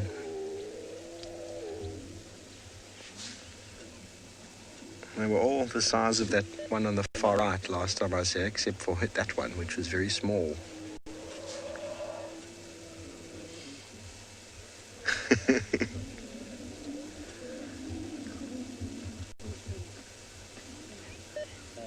You'll see the future just sort of comes in on the southern side of the Gabby, you know if there's a leader, Gabby age 8? Well, lionesses work together, but it's normally the oldest and most experienced that sort of lead the way. I think they might start This is one of the younger ones coming down, Ridge Nose, but they're the one at the back with all the cubs. That's Amber Eyes. She's definitely the biggest and one of the oldest. But then Purple Eye, the one who's got the damaged left eye, she's the oldest and seems to sort of lead the way. But whenever Purple Eye or Amber Eyes moves, the pride seems to follow. But they are sisters or daughters, all related, and very good close bonds together. And you often see them as a unit together, or they might split off for a moment or two. Always come back together with lots and lots of love and affection. when it's generally coming. Now there are 7 lioness here. 1, 2, 3, 4, 5, 6, 7. So the one young lioness that moved off with the Unkuhuma young male a while ago, she has been wandering around our property, we think, trying to find this pride. So it's possible she actually might be on Djuma somewhere. It's very hard to track one lion on its own. The pride is much easier. So there are only 8. There's only 7 now. And so you got a young lioness. She ran away with the young Nkuma male when he got chased away from the pride, and she stayed with him. And now he's been accepted into a coalition with another young male, and also been spending time with another pride who's since chased her away. So she's now looking to try catch up with her pride members again. She was only like a late sub-adult teenager last time we saw her. It's been some time. And hopefully she materializes. Here we go, everybody, a family portrait.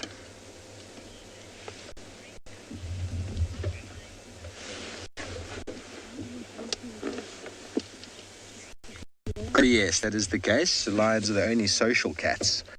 Now, you don't find any other cats in groups unless they are mother with cubs or kittens or a mating pair. Other than that, they live very solitary lives. And lions have evolved that way because it's very difficult to evolve a body. A body takes time to evolve. Size takes time to evolve. But to just accumulate or change a behavior is much quicker and easier to do than it is to change an entire body mass. And lions, leopards came from a very similar background, with the opening up of the savannas, created much larger feeding grounds for animals that became bigger, such as buffalo, giraffe. And the lion got to as big as they could, really, from an energy point of view. If they got any bigger, it would be very difficult for them to move around and to support themselves from a diet point of view. So instead of getting any bigger, they just formed prides, which became very social, and those that formed prides became much more successful than those that didn't. And also it's easier to defend an area when there's more than one. And so that social behavior of lions dominated. Bear in mind, probably somewhere along the line there was more than one species, and depending on the social structure or the behavioral changes, the more successful adaptation would have survived or outcompeted the other. That's why you see such vast differences in landscapes between different bird species and different mammal species with regards to size or neck length or shoulder height or body mass.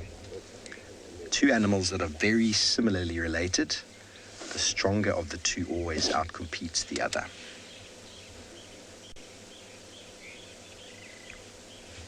Bless you.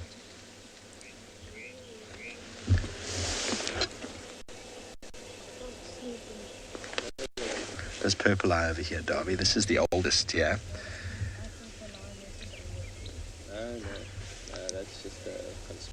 Okay, well, we're not going anywhere, everybody. We're going to stay here and bring you some wonderful images from the Nkuma Pride. In the meantime, Rowan's got a large badge.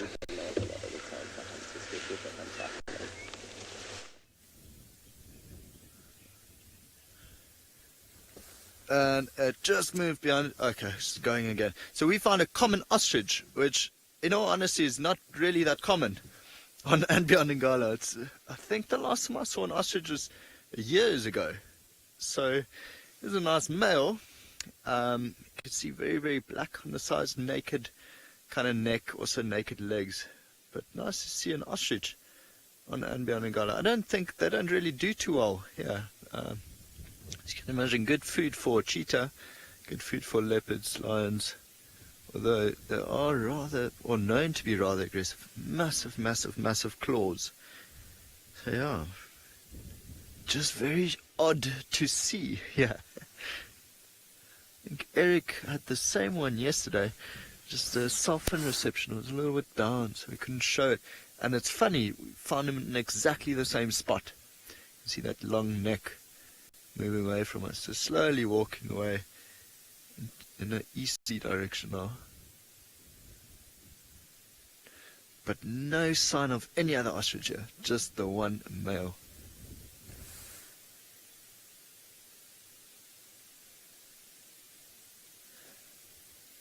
It's quite interesting. So, I mean, these are known to, move around I think it's nearly 20 kilometers a day. So not too far, but this guy is in exactly the same spot.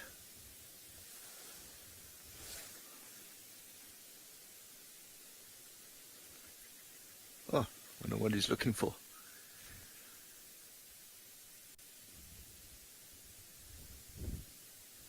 What are you doing? Maybe just poked his head into the ground.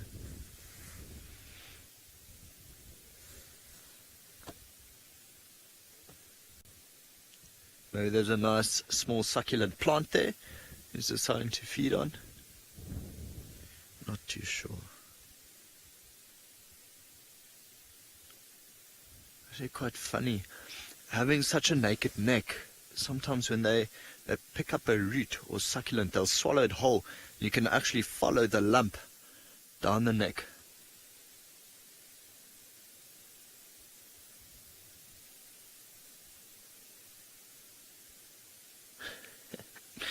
A very odd bird.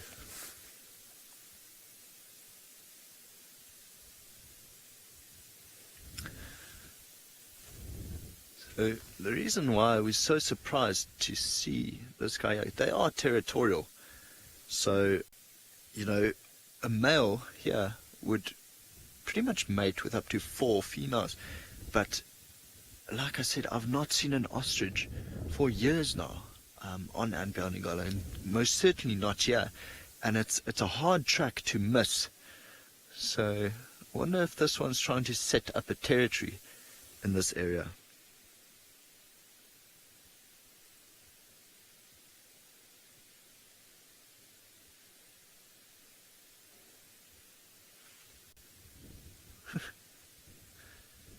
So this is more something you would expect to see at Tswalu Kalahari, not really on Anbion Ngala.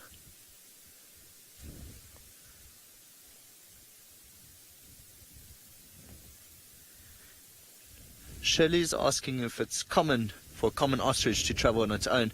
Absolutely, Shelley. Like I was saying, I mean, the males are territorial, and yeah, you'll find them on their own. The last time I saw an ostrich, it was actually a female with 10 little chicks following her. So you'd find that females and the chicks together, or a male and a female together if they are mating or copulating. But otherwise, yeah, alone is perfectly fine. Perfectly. Odie, that was quite a cool shot. You just see the neck above the dark grass. So yes, Shirley, it's quite common, quite normal. Okay, so we're going to leave this guy be. For now, I'll send you back over to Juma with some jackal.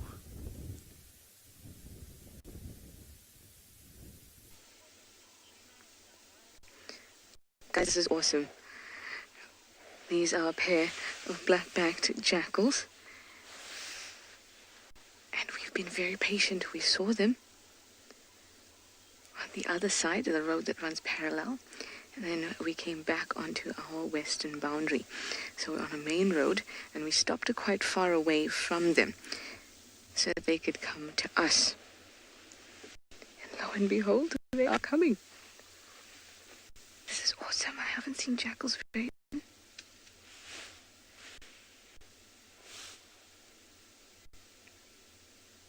And off they run again. Oh, this is just beautiful. Now, most of the time you will see them in pairs.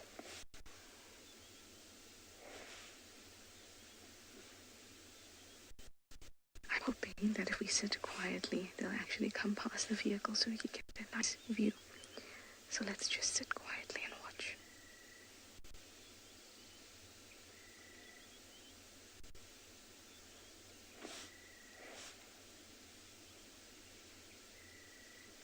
Getting closer.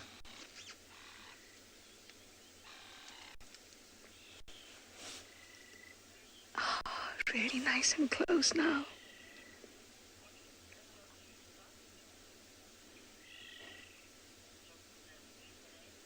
Hi, just another username. You'd like to know if they're similar to a fox? Oh, they both are canines. A black-backed jackal is a Canis mesomelis.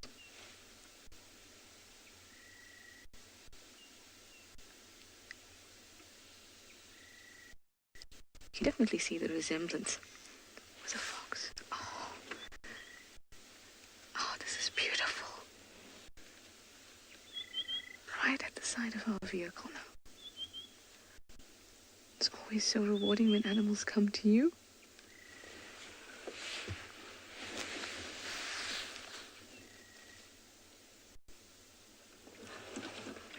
And giving BK a bit of trouble now going around.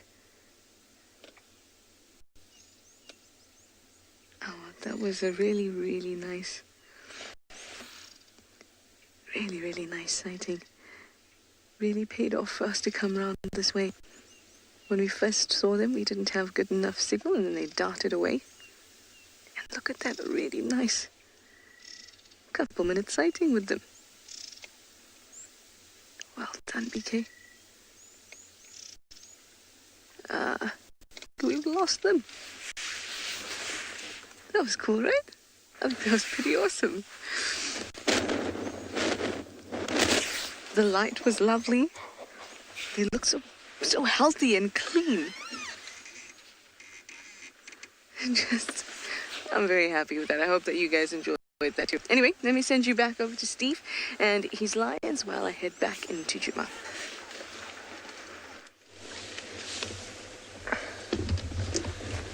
Thanks, Trish. How awesome. Jackal. We don't really see them that much on Juma, as much as we'd like to. I know Rebecca, who's directing, loves jackal. She goes a bit crazy for jackal, so she was very happy to have seen those.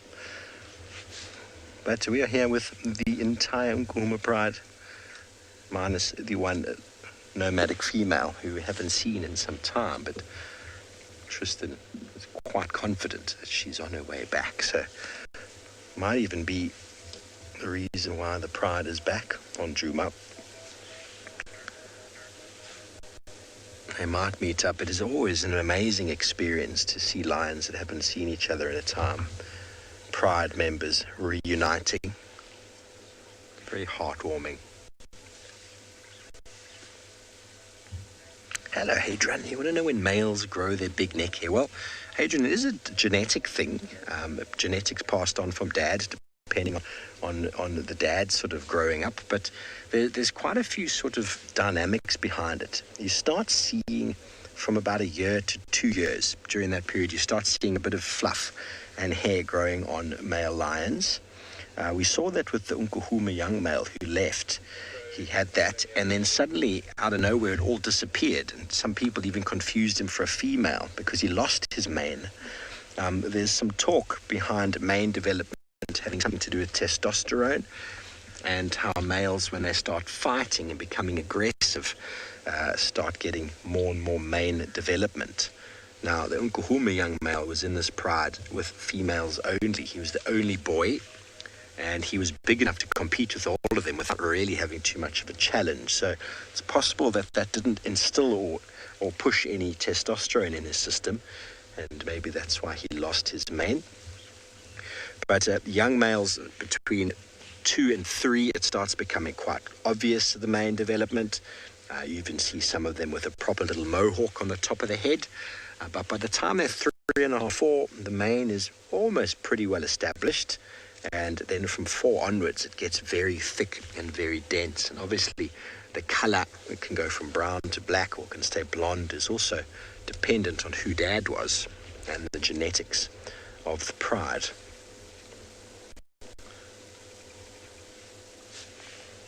So no big males with the Unkuhumas. Apparently, one of the evokers was seen with them a day and a half ago, all the way south on the Singita properties. That's just an update I got from a friend.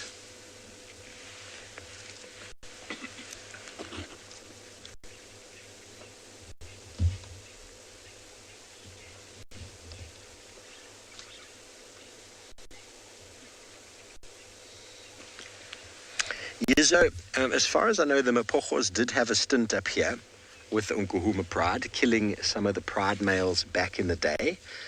And there was definitely some breeding with them. So there's definitely some connection between them. But with many of the prides that you'll find around, there's some connection because prides get to a certain size and they split up. For example, the Torchwoods, as well as the Telematis, there's evidence of these prides once being united and separating. As, for example, you can see now there's 7 females with 9 cubs. If these cubs get to a certain size and start competing a lot, the pride gets so big and manageable from a food point of view that you might find 3 of the females splitting off from 4 of them and taking their cubs with and forming a completely new pride. That does happen, but the genetics of the Mapojos runs through many of the prides within the Sabi Sands. They were a formidable coalition that really did dominate all the way up in the north here and then moved further south towards where the evokers, or should I say where the Birminghams moved to, and now some of the evokers have gone to as well. Seems to be the prime real estate as far as the lions go. They all somehow come through the north and then make their way down to the prime game viewing down there. That seems to be the way of it. Why exactly, I couldn't tell you.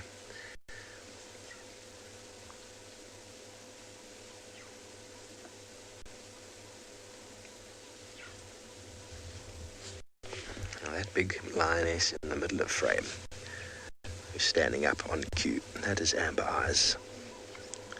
She is a beast. A formidable big lioness. Okay, well, it sounds like Ambion Ngala has found a jackal as well, so let's quickly send you over there.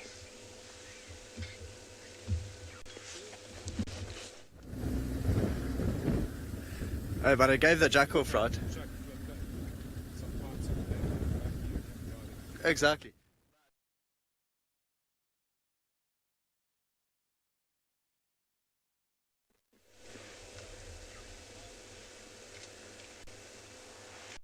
Okay, you're back with us, everyone. Not sure what technical issues have happened there, but that's okay. We've got some wonderful content in the form of the Unkuhuma pride perched on top of a termite mound. You can almost be certain they won't be going anywhere from here today. We'll find them right here and around. Although there are some watchful eyes looking out for some prey. Maybe they'll pick up on the smells and sounds of the buffalo. Buffalo on the other side of the property at the moment. It's almost certain that they tracked them towards this area and then decided to check on the warthog burrow first of all. Not a good time of year for warthogs. That's for sure.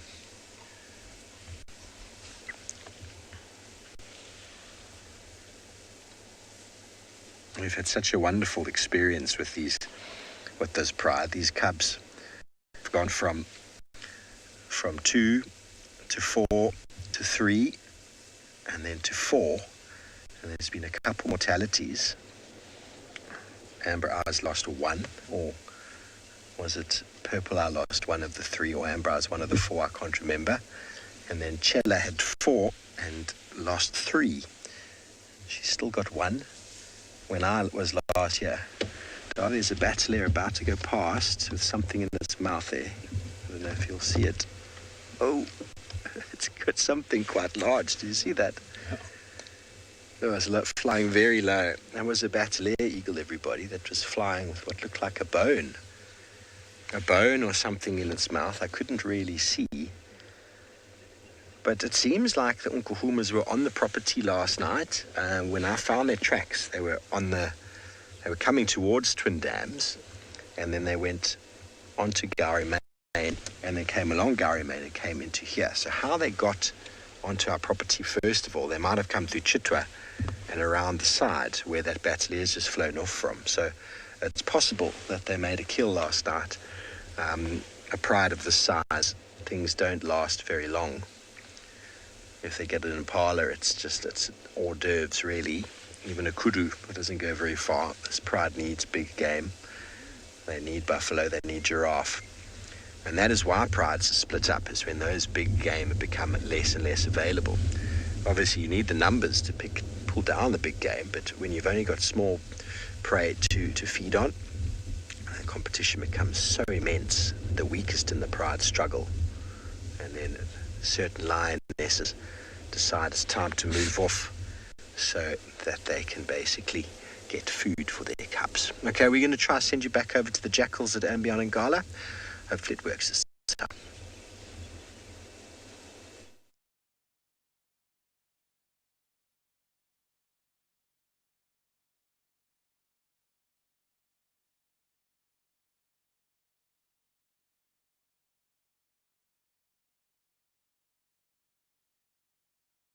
These two are monogamous, and it's actually quite nice. The one on the left is quite a bit paler than the one on the right, this one. And as you can see, they are super relaxed at the moment, just trying to sun themselves. And it's gotten quite a bit colder now as the day progresses. You know, the sun's out, but this breeze is picking up, and this is really actually a cold wind. So these two are just out sunning themselves, trying to warm up. A bit like me, Sean, and OD are doing at this stage. I think all of us have put the blankets back on our legs. And, oh, lovely, there's a giraffe eating a bone. OD.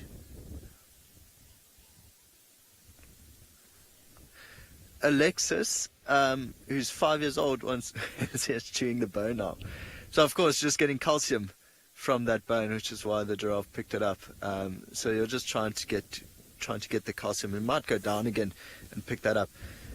So Alexis, jackal and wild dogs, they are both part of the canine unit of family, Canidae. Hyenas are not, however. So hyenas and jackals are not related, whereas dogs, jackals, wild dogs and wolves are all from the same family. Back to the jackal. Still just peacefully sunning themselves. You can see actually their eyes are starting to go a little bit closed, like a happy dog in the sun. But very, very, very aware of everything going on around them, especially in this wind. You know, this wind changes things quite a bit. It's noisy. It's noisy in the grass. It's noisy in the leaves around them. And of course, they can only smell things from one direction. So they'll have to be constantly aware of everything going on around them. So they'll turn their heads quite a bit this way and that way. Beautiful, beautiful animals. Very pretty pattern. Stunning little face.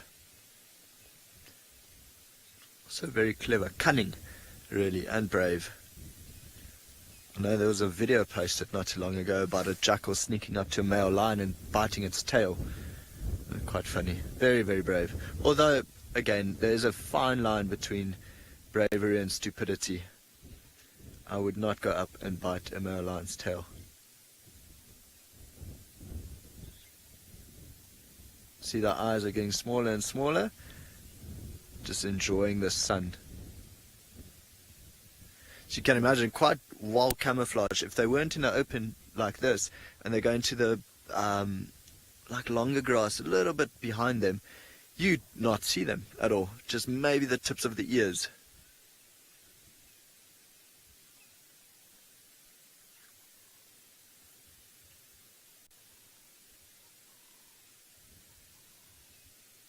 Oh, so nice with the sun heating us up.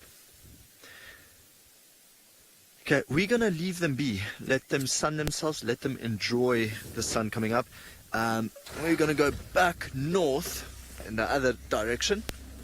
See what else we can find. On the way here, it looked like we had two big male elephants. Little bit off the road, but they looked like they were coming closer towards the road. We're going to see if they are actually on the road. Okay. A beautiful open clearing here. This is known as Manyaleti First Clearing. So just off to the side, lovely view of the Drakensberg Mountains. So last night was a strawberry moon, and we were all hoping to catch this moonrise, and of course it was just cloudy everywhere, so no moon at all. But seeing the moon set this morning was also quite spectacular. So we're hoping that tonight this cloud bank here to our right would fade away and we get to watch the moonrise. Okay, let's see if these elephants are anywhere close by. Yeah, there we go. You can see the bum of one. And the other one is walking away a little bit further. So actually going to go a little bit closer to them. See the big bum?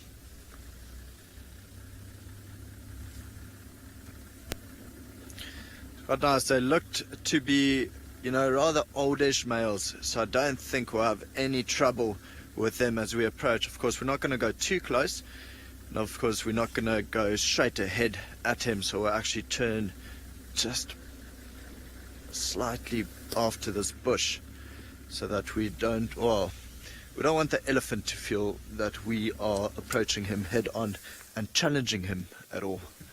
So for now, we'll just stick to showing you the bum.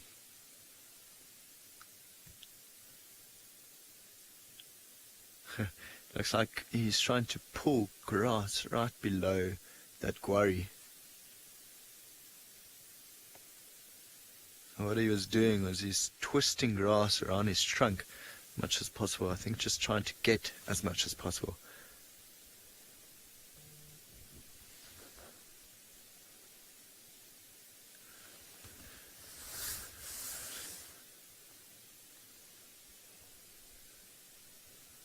There we go, very, very wrinkly. But quite a nice set of tusks on him, and a little bit dirty, except for the ends. I think he might have just been playing around in the mud, maybe even trying to dig for roots or tubers or something like that. You can see the end of it is now clean, so maybe he's been trying to cut grass with it. He'll pull it with his trunk and then use a tusk to cut it, so it might have just cleaned off the tips. Rebecca, who's chatting to me from Final Control from FC, is saying this elephant looks unusually large. It is quite a big boy, and I'm going to actually try to go forward so you can get the face and the tusk, because those are quite good looking tusks. They don't look particularly thick.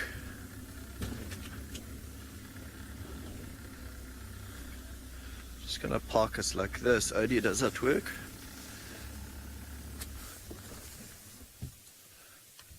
Well, as you can see, even behind the elephant, it's a beautiful, beautiful, beautiful day. Clear view of the Drakensberg Mountains.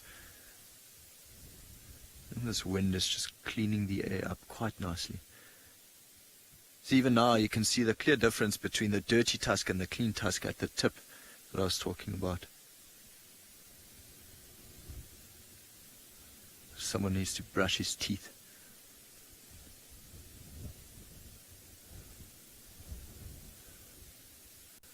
It's such a beautiful animal.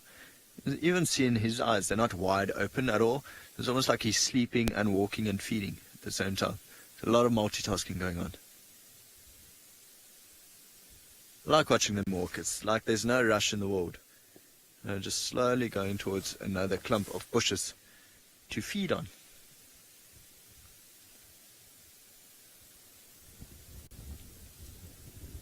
See, the wind is actually blowing his ear forward. Looks like he's got quite a few cuts in his ears from the past. Maybe as he was walking through trees, branches hooked to it, and it just makes little tears and rips.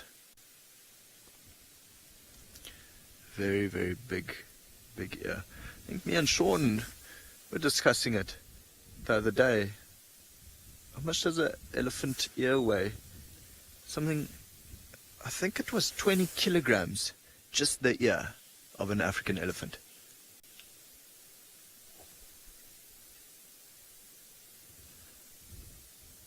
I always find it very peaceful watching them. Well, if they're in a good mood. As you can see, this guy's didn't even turn his head to look at us while we were driving towards him. Quite nice. Very, very relaxed.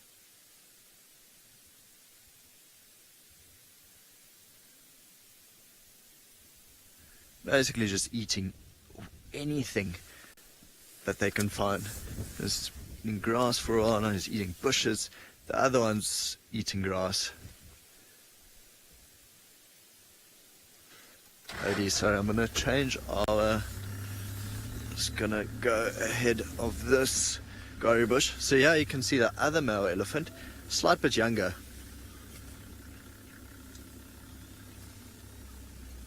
Oh, okay.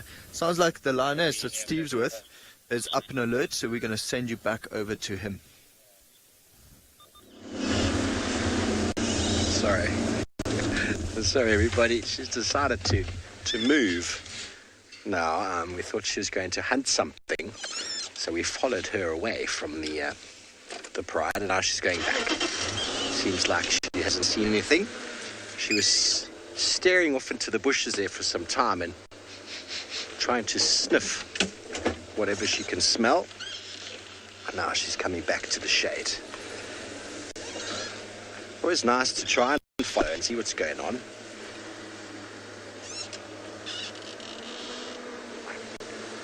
Oh wow, well, let's quickly send you over to Tswalu. They've got something very interesting.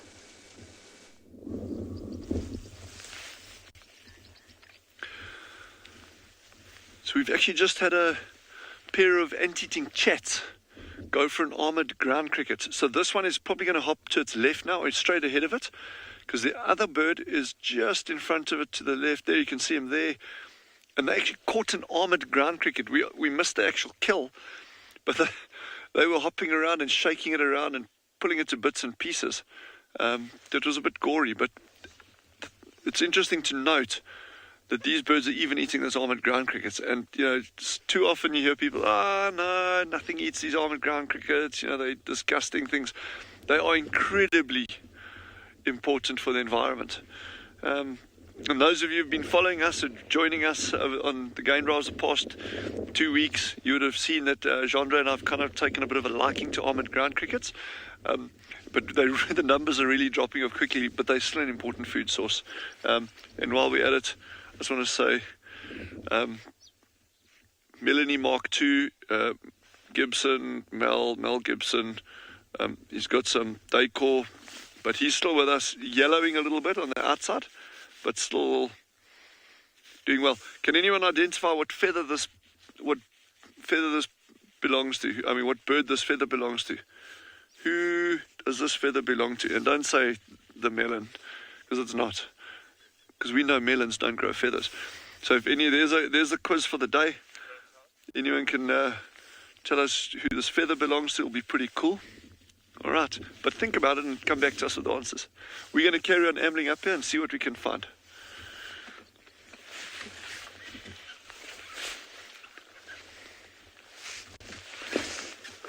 Freezing. Anyway. Well, thanks, Dylan. What feather have you got in your cap, I wonder? Who knows? I'd like to see it too. It's probably some bird I haven't seen before. There's many birds over that side of the world I've yet to tick down on my list. I spent a bit of time in the Namibian sort of Kalahari, but not in the Northern Cape. So the Northern Cape is definitely on my bucket list of things to do. Trishala was back last night, and she was chatting a lot about her little experience there, because she went over with Alex from the tech team and Jean-Ray to help set everything up. So she was telling us about how wonderful it is. But I know that part of the world, when I was in Namibia, I saw aardvark and bat-eared foxes on my first night, and 7 aardvarks in a week, and pangolin in my first week. So that part of the world is where you see those little things in abundance.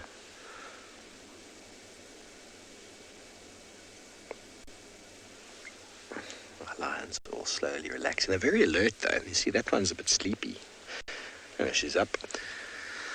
But all 4 of these adults are pretty alert to the goings on, surveying their territory, and trying to figure out what's been going on in Djuma since they were last here. There we go. You see, they've all got it on their nose now. Now tell me lions don't hunt by their nose, everybody. And I'll tell you, they do. Okay, so one lioness could smell something before, and that's got it going, and now they can all smell it. And this is what we've been waiting for. Okay, I'm just going to slowly reverse backwards so that we can get a better view. The lions are starting to jog down the road there. That's not a very effective way of hunting. It's not a very effective way of hunting. When they run like that, it means it's an animal that they don't really have to stalk up to. It means it might be buffalo. Hunting buffalo is a very different strategy to that of stalking concealed and fast, elusive prey. Buffalo herds, once the pride finds them, they've got very particular strategies with regards to hunting them. And it doesn't normally require any stealth. The herd cannot really get away. As James Hendry always says, if the buffalo just knew that if they stood their ground, they would be formidable and unbreachable. Let's see if we can just slowly track behind these lions. We're hoping for a little bit more of a downhill there. Apologies, I'm going to have to start up again. Dave likes these nice slow tracking shots, don't you, Davy? Let's go slowly behind them. Fortunately, that if these lions go too far, they're going to cross into Little Gowrie. But the smells that they're picking up on could be coming from the other side of the boundary. It's hard to tell. Okay, I'm just going to stop here because the wind has really picked up. And the lions have responded to it. It's very obvious to see how all 4 of them and all 3 of these ones have definitely picked up. And now they're listening. Smell is blowing directly towards them. The lioness in the front looks like she spotted something. She's unsure.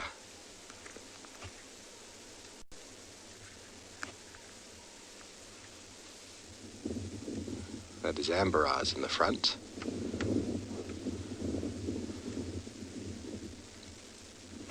And we were discussing earlier who is the leader. When Amber Eyes gets moving, things happen. Now, just to pre-warn you, if anything does happen here, you see how the lionesses are now splitting up, 2 there, 1 to the right. If anything does happen here, I'll just warn you that it can sometimes be quite upsetting.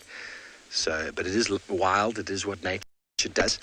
And if those sort of things aren't your cup of tea, then rather just look away. But the sensitivity behind hunting and kills is quite crazy sometimes. But the animals have evolved to avoid being detected and to avoid being killed, and the lions have evolved to be better hunters. And it's an arms race constantly. Lions get better and the prey gets better. But it's never the easiest thing to watch if they do catch something. But their success rates are often very low, around 20%. And obviously some lions are better than others, and in a pride, hunting is easier, and wind plays an important part as well. Well, they're going straight to the boundary. These three lionesses. Let's try get onto the side of them and see if we can see what they're eating or smelling.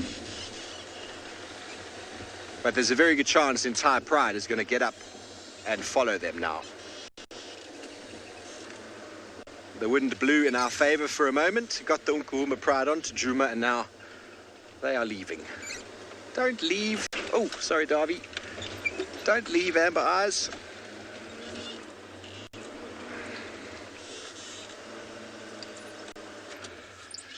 Hadrian, that's a good question. It's not easy for me to tell you that, but the wind, if the wind picks up, those smells can sort of waft quite far. How far exactly? I would say probably no more than a kilometer, but I really am not sure. It depends on what smells on the air. The smell of buffalo dung, for example, can be wafted quite far, but then the smell of a dead animal is far more attractive to a lion, because that's much easier. A dead animal smell, or the smell of a stomach content, when a leopard lifts it up a tree, and that sort of smell is so inviting to hyena and lion alike, as well as to leopard. Oh, they're going to walk behind us. No, turn. Hello, beautiful lionesses. So she's running now. Amber Eyes is on the trot. Unfortunately, everybody, we cannot go on the right over here, but these three lionesses are running into the bushes there. Here comes a fourth lioness running.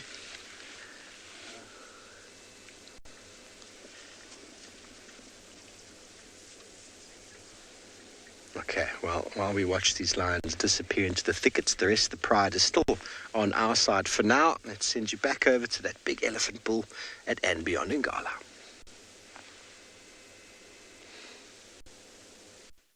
Live. Okay, so we are still with both of these elephants, and they just slowly ambling along, eating here or there, and it's quite nice to see, not really fussed about what they eat, especially this time of year. So, you know, they'll go to a gori tree, eat some gori, then they'll go to a resin bush, eat some resin bush, and then they pick up grass and just eat grass. So anything to fulfill that basically 250 to 300 kilograms of food a day. So they are literally just going to eat all day. And then, of course, with that is also a lot of poo. So they eat, they fertilize, Wonderful animals. But especially now in winter time, you know, the grass is dry. There's not really too many nice leaves stuck on marillas or even knob thorns. So they are literally just trying to eat anything to maintain their size. See, the one is out in the open now. They basically just right next to each other. We are pretty much 50, 60 meters behind them and just keeping a safe distance. And they haven't reacted to us at all. Not even once whatsoever, which is nice. So what I'm going to try to do is go to the right of them, because we've got the sun on our right. So it might just be nicer with them walking basically away from the sun. But we'll get a better view from this side. Nice if we could line both of them up. See, the younger bull, a lot like thicker tusks.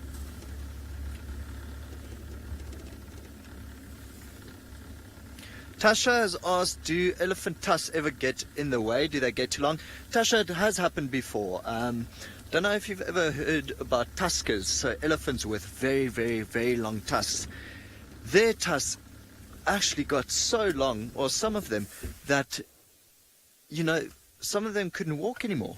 The tusks were just too long, dragging on the ground. And yeah, so absolutely it does happen. We don't have any of those tuskers up here, but I know East Africa, they've got quite a few tuskers left. So sorry, Tasha, a tusker is an elephant who has a tusk that weighs more than 100 pounds. So you can imagine, very, very, very large. But yeah, if you want to, you know, maybe Google tuskers on the internet, and you'd be able to see how long some of these tusks have, or actually were, that they could just lean forward and fall asleep on their tusks. Some of them couldn't walk anymore, couldn't move anymore because the tusks got too long. So while it's magnificent to see, I think it's a little bit hard for them. But even Owen was saying the one that he's focused on now, those are the longest tusks he's seen since he's been here on Beyond Ngala. It's actually quite nice to see. But like I said, not too thick though. The other male has thicker tusks, but not as long. So all just genetic diversity.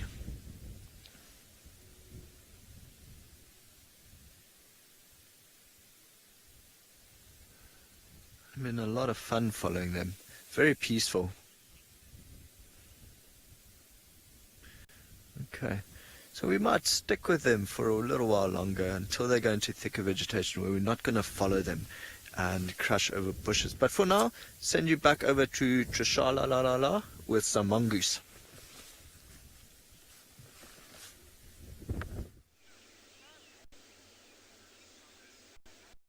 They certainly are cute.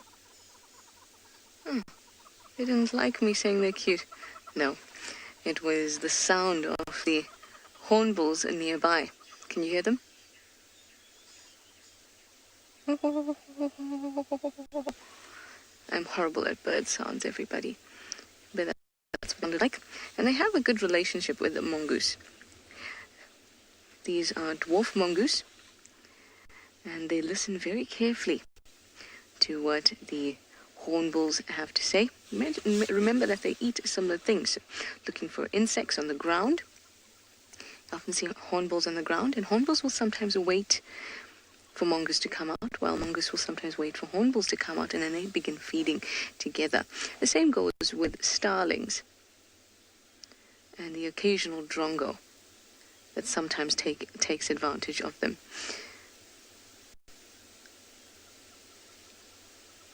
It's nice and warm now. They like the warm weather, and they wait for the sun to rise.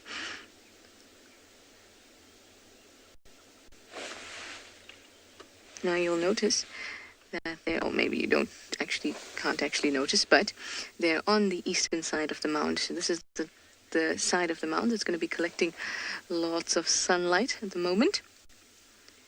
And in the evenings, oh, hello you. In the evenings, they'll be on the western side, trying to follow the sun. Remember, they have small bodies, so they're going to be losing heat quite quickly. So they want to keep it nice and warm. So morning routine includes getting out, sunbathing, grooming, and then going out to find some food. That's a pretty good routine.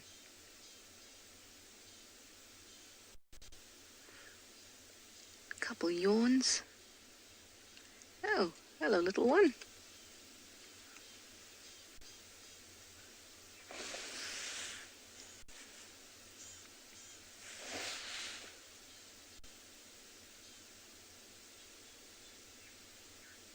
Too sweet. I love these guys.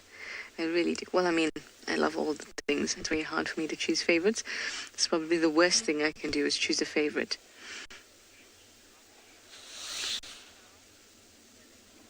Dylan, you'd like to know if these mongoose have callings or sounds? They do. I'm very bad at making them, but I will try. No, can't do it. Hang on.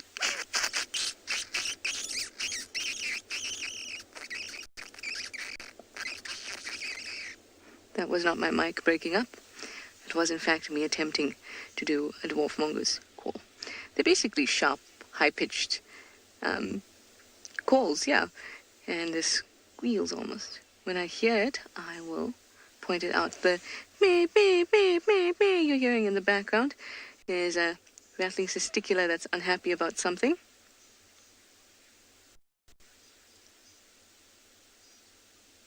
But these guys, you can hear them quite well once they're out foraging, because that's when they need to be communicating, and they make a lot more noise when they're moving about than when they're just at the mound and have just started their day.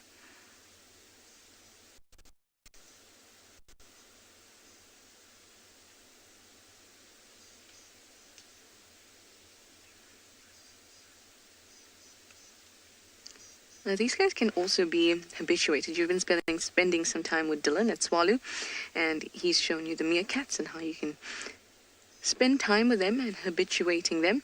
And the guides there spend the morning and the afternoon with the meerkats, and in order to get them familiar with, or rather to maintain that familiarity and comfortability. And you can do a similar thing with dwarf mongoose. The closest I've come is on bushwalks when we used to have them. If you sit quietly for a long time and sit still, then basically what happens is they realize that you're not a threat. Of course, you don't want them to touch you and all that kind of thing, and they've never come close enough for that to happen. But they've come within, say, 10 to 15 meters, which is, I think, pretty impressive. But there have been groups that people have habituated, especially when they're near people's homes, because then they become very acclimatized to people. Hi, Moon Dust. You'd like to know, do they actually live in family units? They do. They have an alpha male and an alpha female that are basically dominant, and there's a rank within the group, and they're the ones that will actually mate.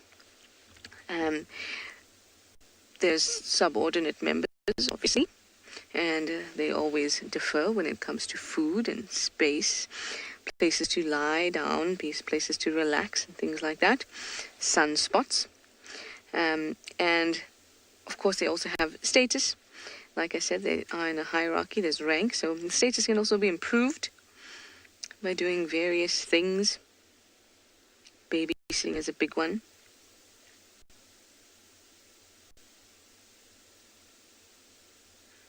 And you'll see that they have a very, I would love to witness it, but a very strange way to determine who's going to be dominant once, say, one of the alpha pair has died, which they have a groom off. And then they become covered in saliva.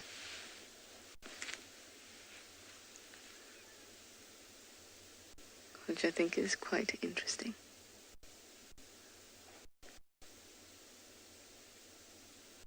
The groups can also get quite large. This is actually quite a large group because when we arrived here, there might have been about, I'd say maybe 15 individuals out. But they can even have groups that are double that, occasionally even more.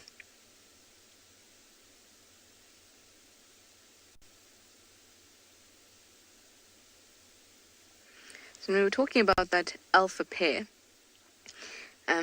what that is called biologically is cooperative breeders. But there's something more interesting than cooperative breeders, and that is Steve with his cubs running. So let's go over to him. Don't worry about that. We're going to stick it out now for here. Thank you. Okay, copied. Hello, everybody.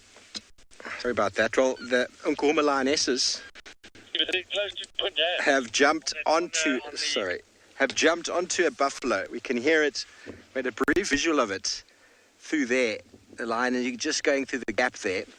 You can't hear it now, but this the whole pride now has come and joined. They've run across the road.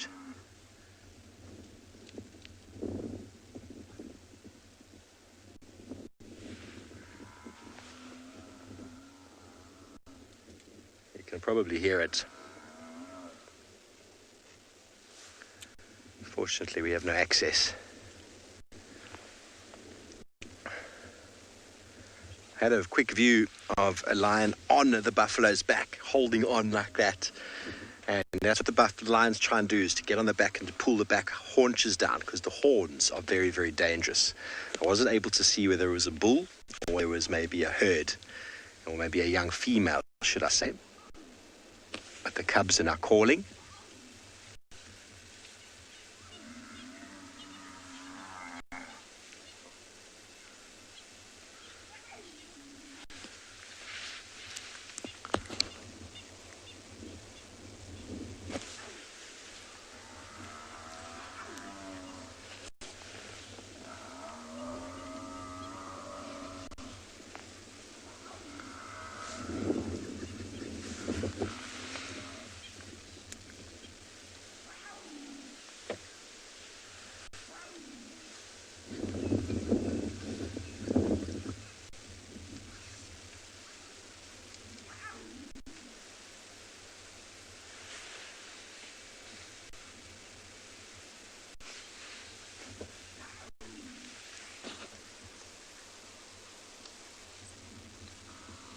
Okay, everyone. Well, we're going to try to see if we can get a gap in the vegetation and see what's unfolding.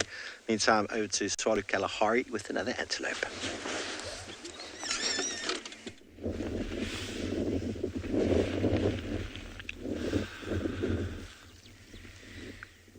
It's quite a fun sighting. This is a roan antelope. It's a roan antelope male. Quite rare these days in most reserves, although we've got what seems to be a good population on Swalu. We're not sure of the exact numbers, but it's a growing population, doing really well. And interestingly, if you look at the historical occurrence of large mammals, not just large mammals, but anything, you can look at historical records, early explorers, early hunters, missionaries, the local people, local cultures that recorded what game was in the area. If you're starting a reserve, you can say, okay, well, what animals occurred, and you can look at those kind of records. And the roan antelope, the species that we're looking at now, is actually one of those that had been eradicated from these areas probably going back 100 years, no, probably even more than 100 years ago. And yet there's a lot of records of them in this area. So this is just like one nice example of a species that's actually been reintroduced into these areas, and it seems to be doing well. There are obviously other species in other areas where it becomes a little bit more challenging. Sable are a really well-known example in South Africa that used to occur over a wide area, and to the point that they were so abundant that they were frequently used as rations. That's how commonly they were encountered. And yet these days there's very few reserves that you can go onto and see any appreciable numbers of sable, as an example.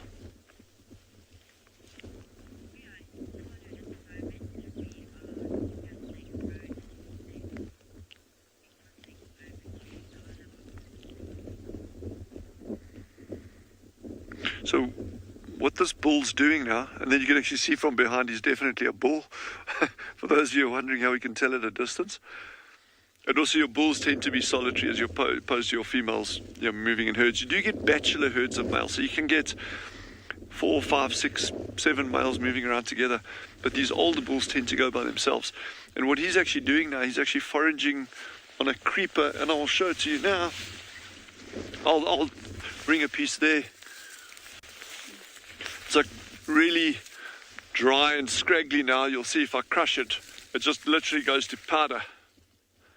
But it's still very nutritious, and it's called a gemsbok cucumber. So it looks kind of gets that size, very, very spiky fruit. Everyone loves eating it. So the porcupines, antelope, a lot of things eat it. But those have now passed over. But these dried stalks of the creeper are still all over the ground. And that's what that roan's actually walking around eating. We were watching him picking it up earlier. And the name gemsbok cucumber comes from the fact that gemsbok love eating it.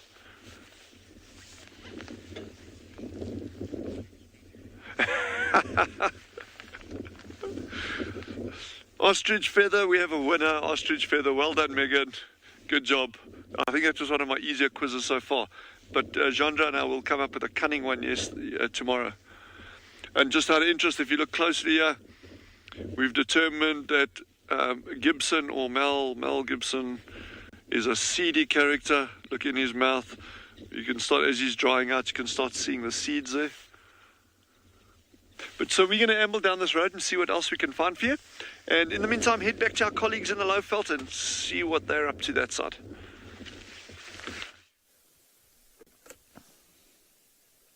So we left the elephant in the clearing, going into a more thicker vegetation, and literally drove 100 meters down, and it's so nice. There's a Dazov zebra here of about 21. There are 3 wildebeest lying down behind them, and then a number of impalas, males and females, all mixed together. And again, it's this weather, it's this wind that is just, causing this. They don't want to move too far because they can't hear things like they usually would. They're just hearing the grass and the bushes blowing in the wind, so everything's making a lot of noise. And of course, they're only sniffing things from the southeast, from that direction. So they would rather stay here where they know it's safe. It's very nice and open. The grass is quite flat here. So everything's just staying together. And yeah, 21 zebra. It's quite the dazzle. Very nice. And it's weird to see, but they're in groups of like 4 here, 4 there, 3, 5, and so on and so forth.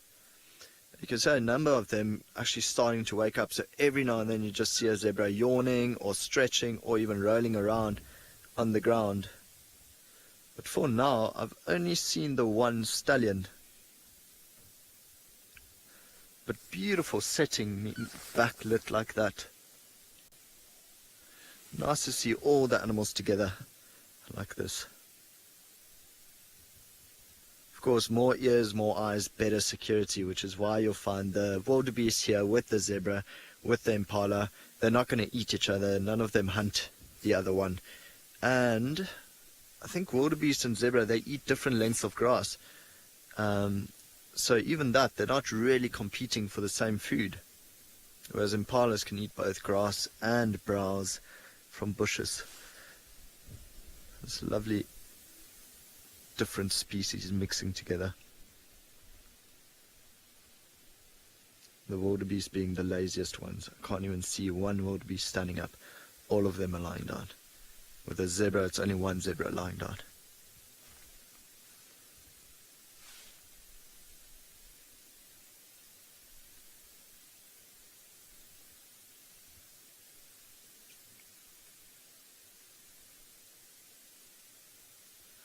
You often find this big dazzle right here. They'll move around this area, feed, big open clearings, feed. But I'm hoping that maybe this afternoon we can find them here again, but on the other side of the road we'll be able to catch them with a stunning sunset in the back. Well, that's what I'm hoping for. A nice thing to photograph. And then from where we are, we might actually be able to see a nice moonrise as well.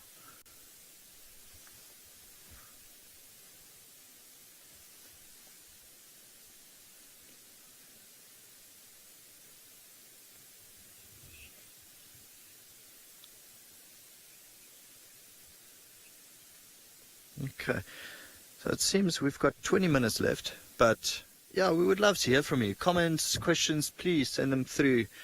#WildEarth on Twitter and Twitch, or if you're watching on YouTube, @FC, and then they'll send their questions straight through to me. For now, we're going to leave these zebras, let them slowly wake up. You can see all the tails wagging, starting to shoo away flies or any other parasites might be biting them.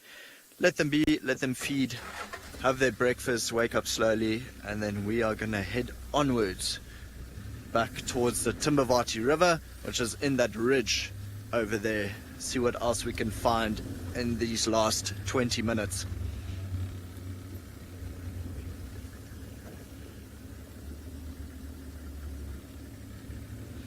Okay, so we're hoping for the best for you guys. We're going to send you back over to Steve just for an update, see what's happening with this lion and the buffalo. Thanks, Rowan. Well, we saw one of the cubs pop out here in the riverbed. They've been calling, trying to get involved with the buffalo kill, but cubs really shouldn't get involved with the kill. It's quite a dangerous affair. And it's like the buffalo was coming closer and closer to this river itself. This is the Mawati, south of our boundary, but we can't get in there, unfortunately. So we're just trying to listen. But it sounds like the buffalo stopped shouting.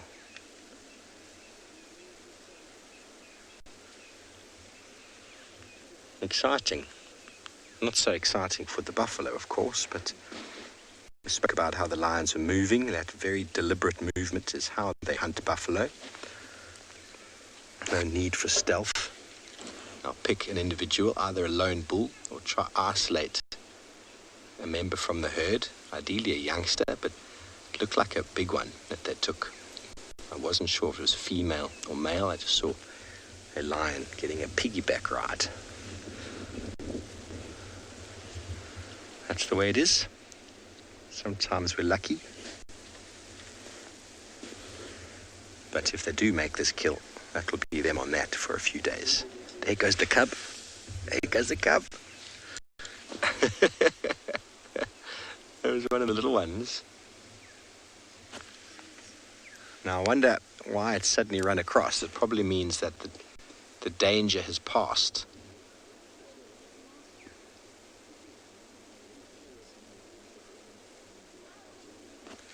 You can hear the lion, the little cubs calling again. They're joined by the vehicles also trying to get a long distance view.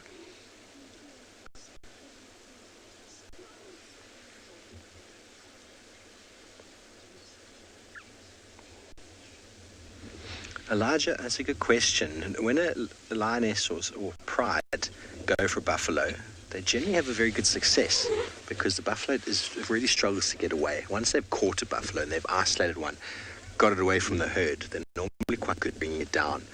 Obviously, there's techniques involved, and the Nkumas are buffalo hunters. If you've never hunted buffalo before, it's a very difficult thing to do. But if the rest of the pride, or should I say the rest of the herd, or another bull comes to help, that can sometimes swing in the favor of the buffalo. But it's why bulls are often hunted, because they're on their own and they have no protection and no support. Sort of nature's natural way of removing the old. Buffalo bulls on their own are normally old, retiring bulls that have sort of moved away, and they get selectively removed. The fit, strong breeding bulls remain in the herd, and they have the protection of their friends and fellows. Okay, so there hasn't been another bellow, which means I feel like that buffalo has either escaped or been brought down. What are you thinking, Darby? Brought down, eh? It's brought down. Now, this is Little Gowrie just below us. This river, the Mawati, runs all the way down to Malamala, and it's a favorite sort of thoroughfare for many of our animals. Got a hyena in the road up ahead that's responded to these calls. This hyena's thinking, I don't know if I want to go in there.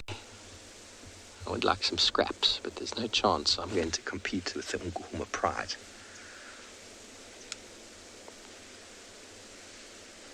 No chance at all. Okay, well, I think that's it for now. We're going to go up the hill, maybe we'll get a good view, or a view, or anything. Let's give it a try. Blocking the road at the moment.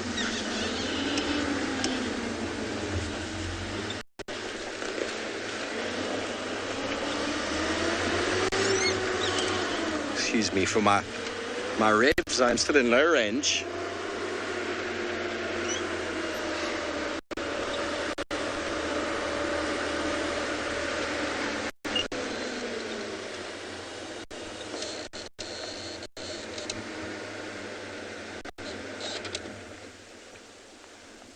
Just going to have another listen.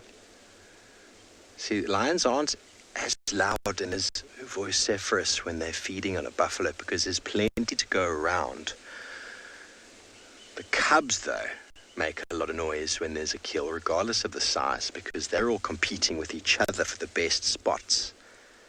So I'm not hearing feeding noises, are you, Darby?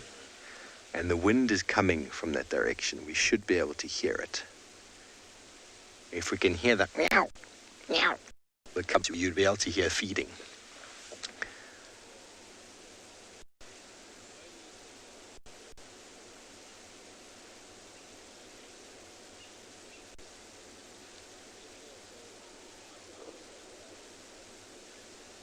Nothing.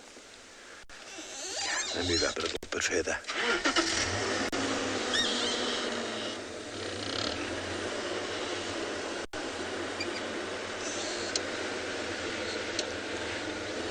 Now, the Nkumas are expert buffalo hunters. I've yet to see them bring down buffalo, but in the year before I got here, there was a drought. They hunted and killed many, many buffalo, and we found them on a few buffalo on the property since I've been here. But we were hoping that today was going to be the day I saw them bring it down. But I got a moment of a piggybacking buffalo or lioness on a buffalo back, which is quite an incredible thing to see. Bear in mind, a buffalo bull, if it is a bull, weighs between 800 and 950 kilograms, where that lioness is in the region of 130 to 140 kilograms. So it is a beast of an animal to be brought down, and very, very dangerous. Well, another animal the lions need a pride to deal with. Taylor has got one of those. Thinking. That is true, and I have indeed seen the Ngahuma pride try and catch giraffe before, but unsuccessful. But luckily for these giraffe, there don't seem to be any lions nearby, or none that I can see. But we're back on Pridelands. We've been doing loops and laps, trying to follow up on a female leopard, but unfortunately she gave us the slip, and she was just a few steps ahead. But with these giraffe around and moving through this drainage line that's lined with tamboti trees, who knows what they might bump into. And many times we've seen a giraffe pointing out predators before, so that could be on the cards. There's that one that's just moving very, very far away, but there is a better view of a giraffe. It's just not in the best light, I'm afraid. But perhaps we can have a look at it, because he's nice and close. He's just munching about at the moment. There he is. Look how camouflaged he is. He's shaded in a really big tamboti tree and has just got beautiful dappled lighting now on his face. So you can see he's a mature giraffe. Look at that big lump on his forehead. So not the ossicones, those things protruding from between his ears. But that's very typical of male giraffe, and that's another way that you can sort of ID them, is as they start to get older, they get all these calcifications on their face.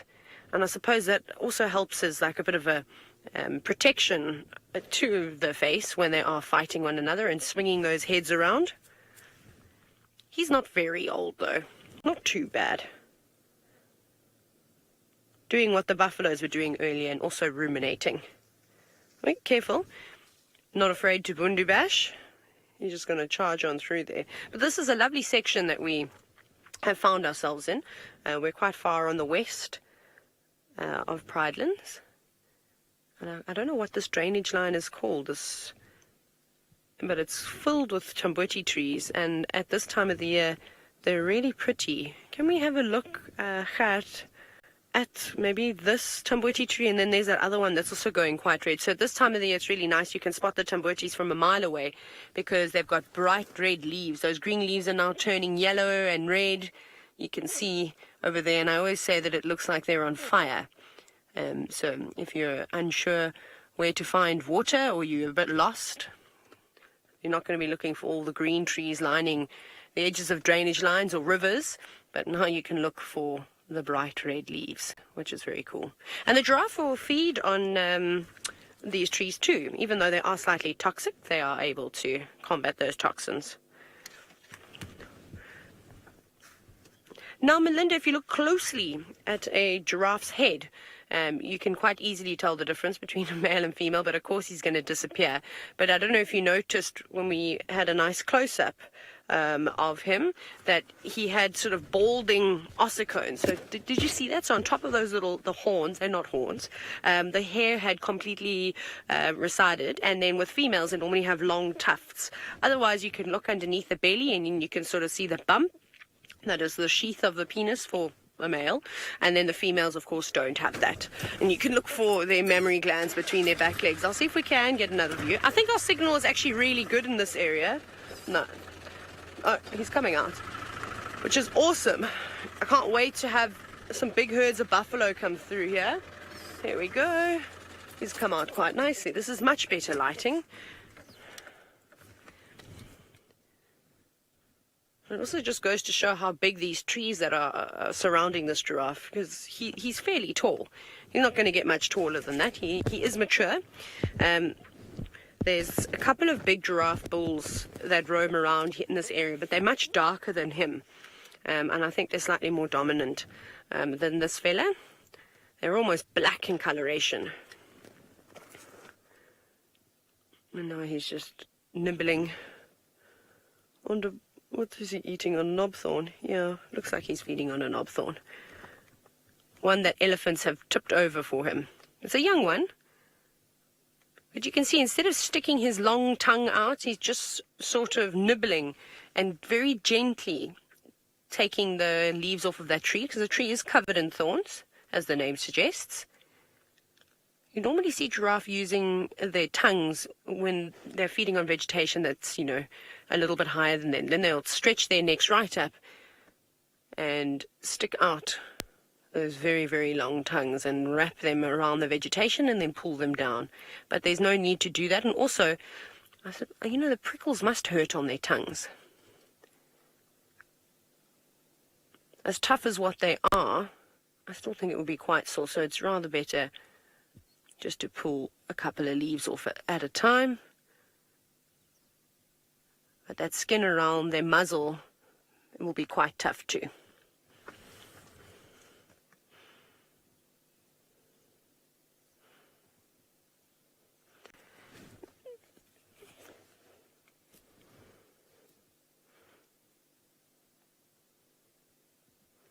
Off he goes. Where are you going? Where's your friend gone? I mean, I don't think that they're necessarily friends.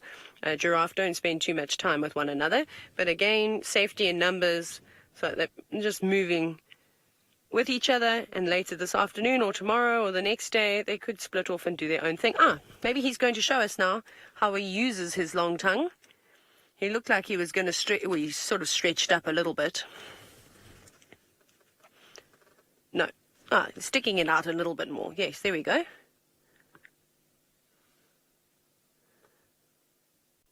Sussing it out. It also has a nice shot of his lovely long eyelashes too. He doesn't know what he's trying to do. Which groceries do I grab from the trees? Very indecisive. Too many options. Well, before Trishala's bird flies away, let's go and take a look at a lovely lapwing.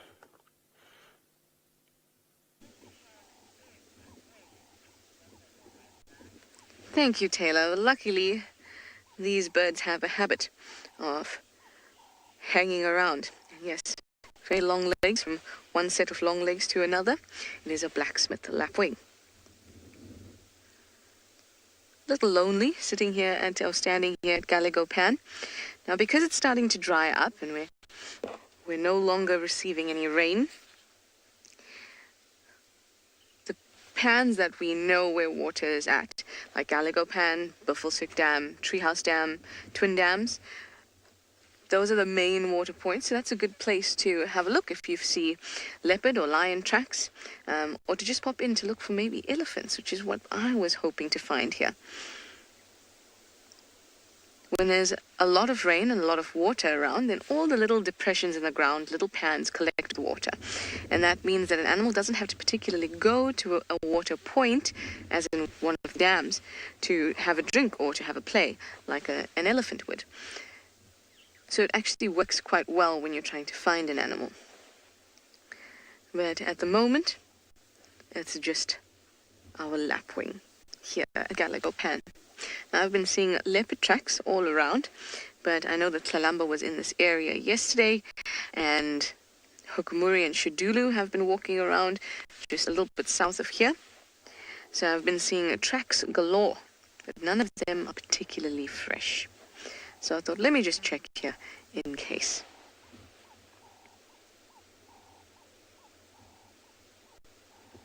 I was hoping maybe our lapwing would call for us. You can definitely count on lapwings and Cape turtle doves to be at this pan. No turtle doves though, just our lapwing. Now they're called blacksmith lapwings because they often make the sound of a blacksmith kind of like hitting their, well, against their anvil. Don't ask me to make that sound because you've heard how bad my sound of birds is. I do a great hardy-dad though, I must admit. Small and sweet and sometimes overlooked because they're common. but all these little things count too. And if you think that they count as well, and you love being out on safari with us, please do follow the prompts on the screen that should be coming up now to our support page, because we would love to continue to bring these wonderful animals to your home.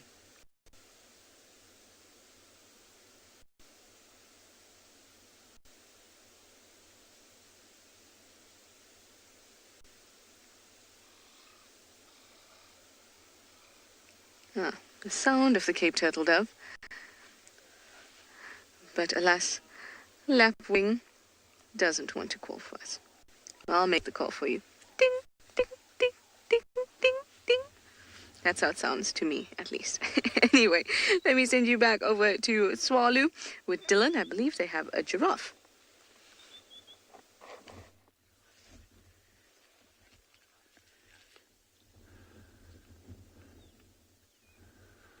Old bull giraffe, and I believe Trish was chatting about how you can tell the difference between males and females. So he has a very, very nice example where you can see the lack of hair on top of those ossicones. You know, we often just call them horns, just a lot of people understand that better, but they are called ossicones, and you can see they bear on top, same as me. And then, interestingly as well, you'll notice that big lump between the ossicones and the eyes on the center of the giraffe's head there. And if he turns his head around, you'll actually see similar growths on the back of his head. So what happens is that the bones in the giraffe's head, you just get calcium deposition right through the giraffe's life. So the heads actually just get heavier and heavier and heavier. And if you've ever seen two male giraffe challenging each other or sparring over females, they just kind of stand side on and then they swing their necks and hit each other with their heads. So the thinking there is that males that are larger, stronger, heavier, you know, they got these bigger heads that can actually hit harder, tend to be the more dominant ones.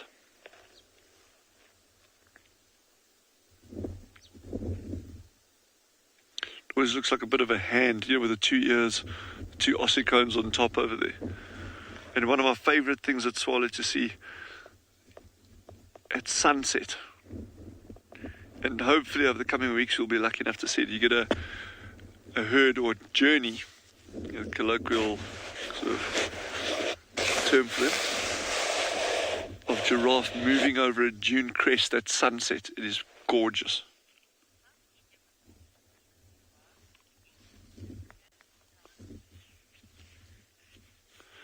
So you only get one species of giraffe in South Africa, and that's this one, the southern giraffe.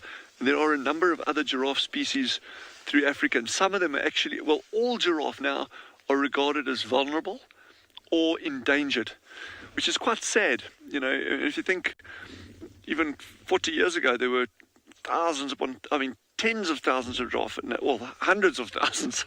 And now the numbers, I reckon, are down to about 110,000 in total left, which is very sad. So their numbers are dropping, and in the coming days we can actually discuss that more in detail as to why giraffe numbers are declining throughout their range. So for us, it's a real privilege to be able to sit here and watch these animals. You know, they're just really peaceful. And guys, well, it's been lovely having you with us. Join us tomorrow, this afternoon, and we're going to hopefully show you some really good stuff. Have a great day from Swallow Kalahari and our colleagues in the Lowveld. Thank you very much.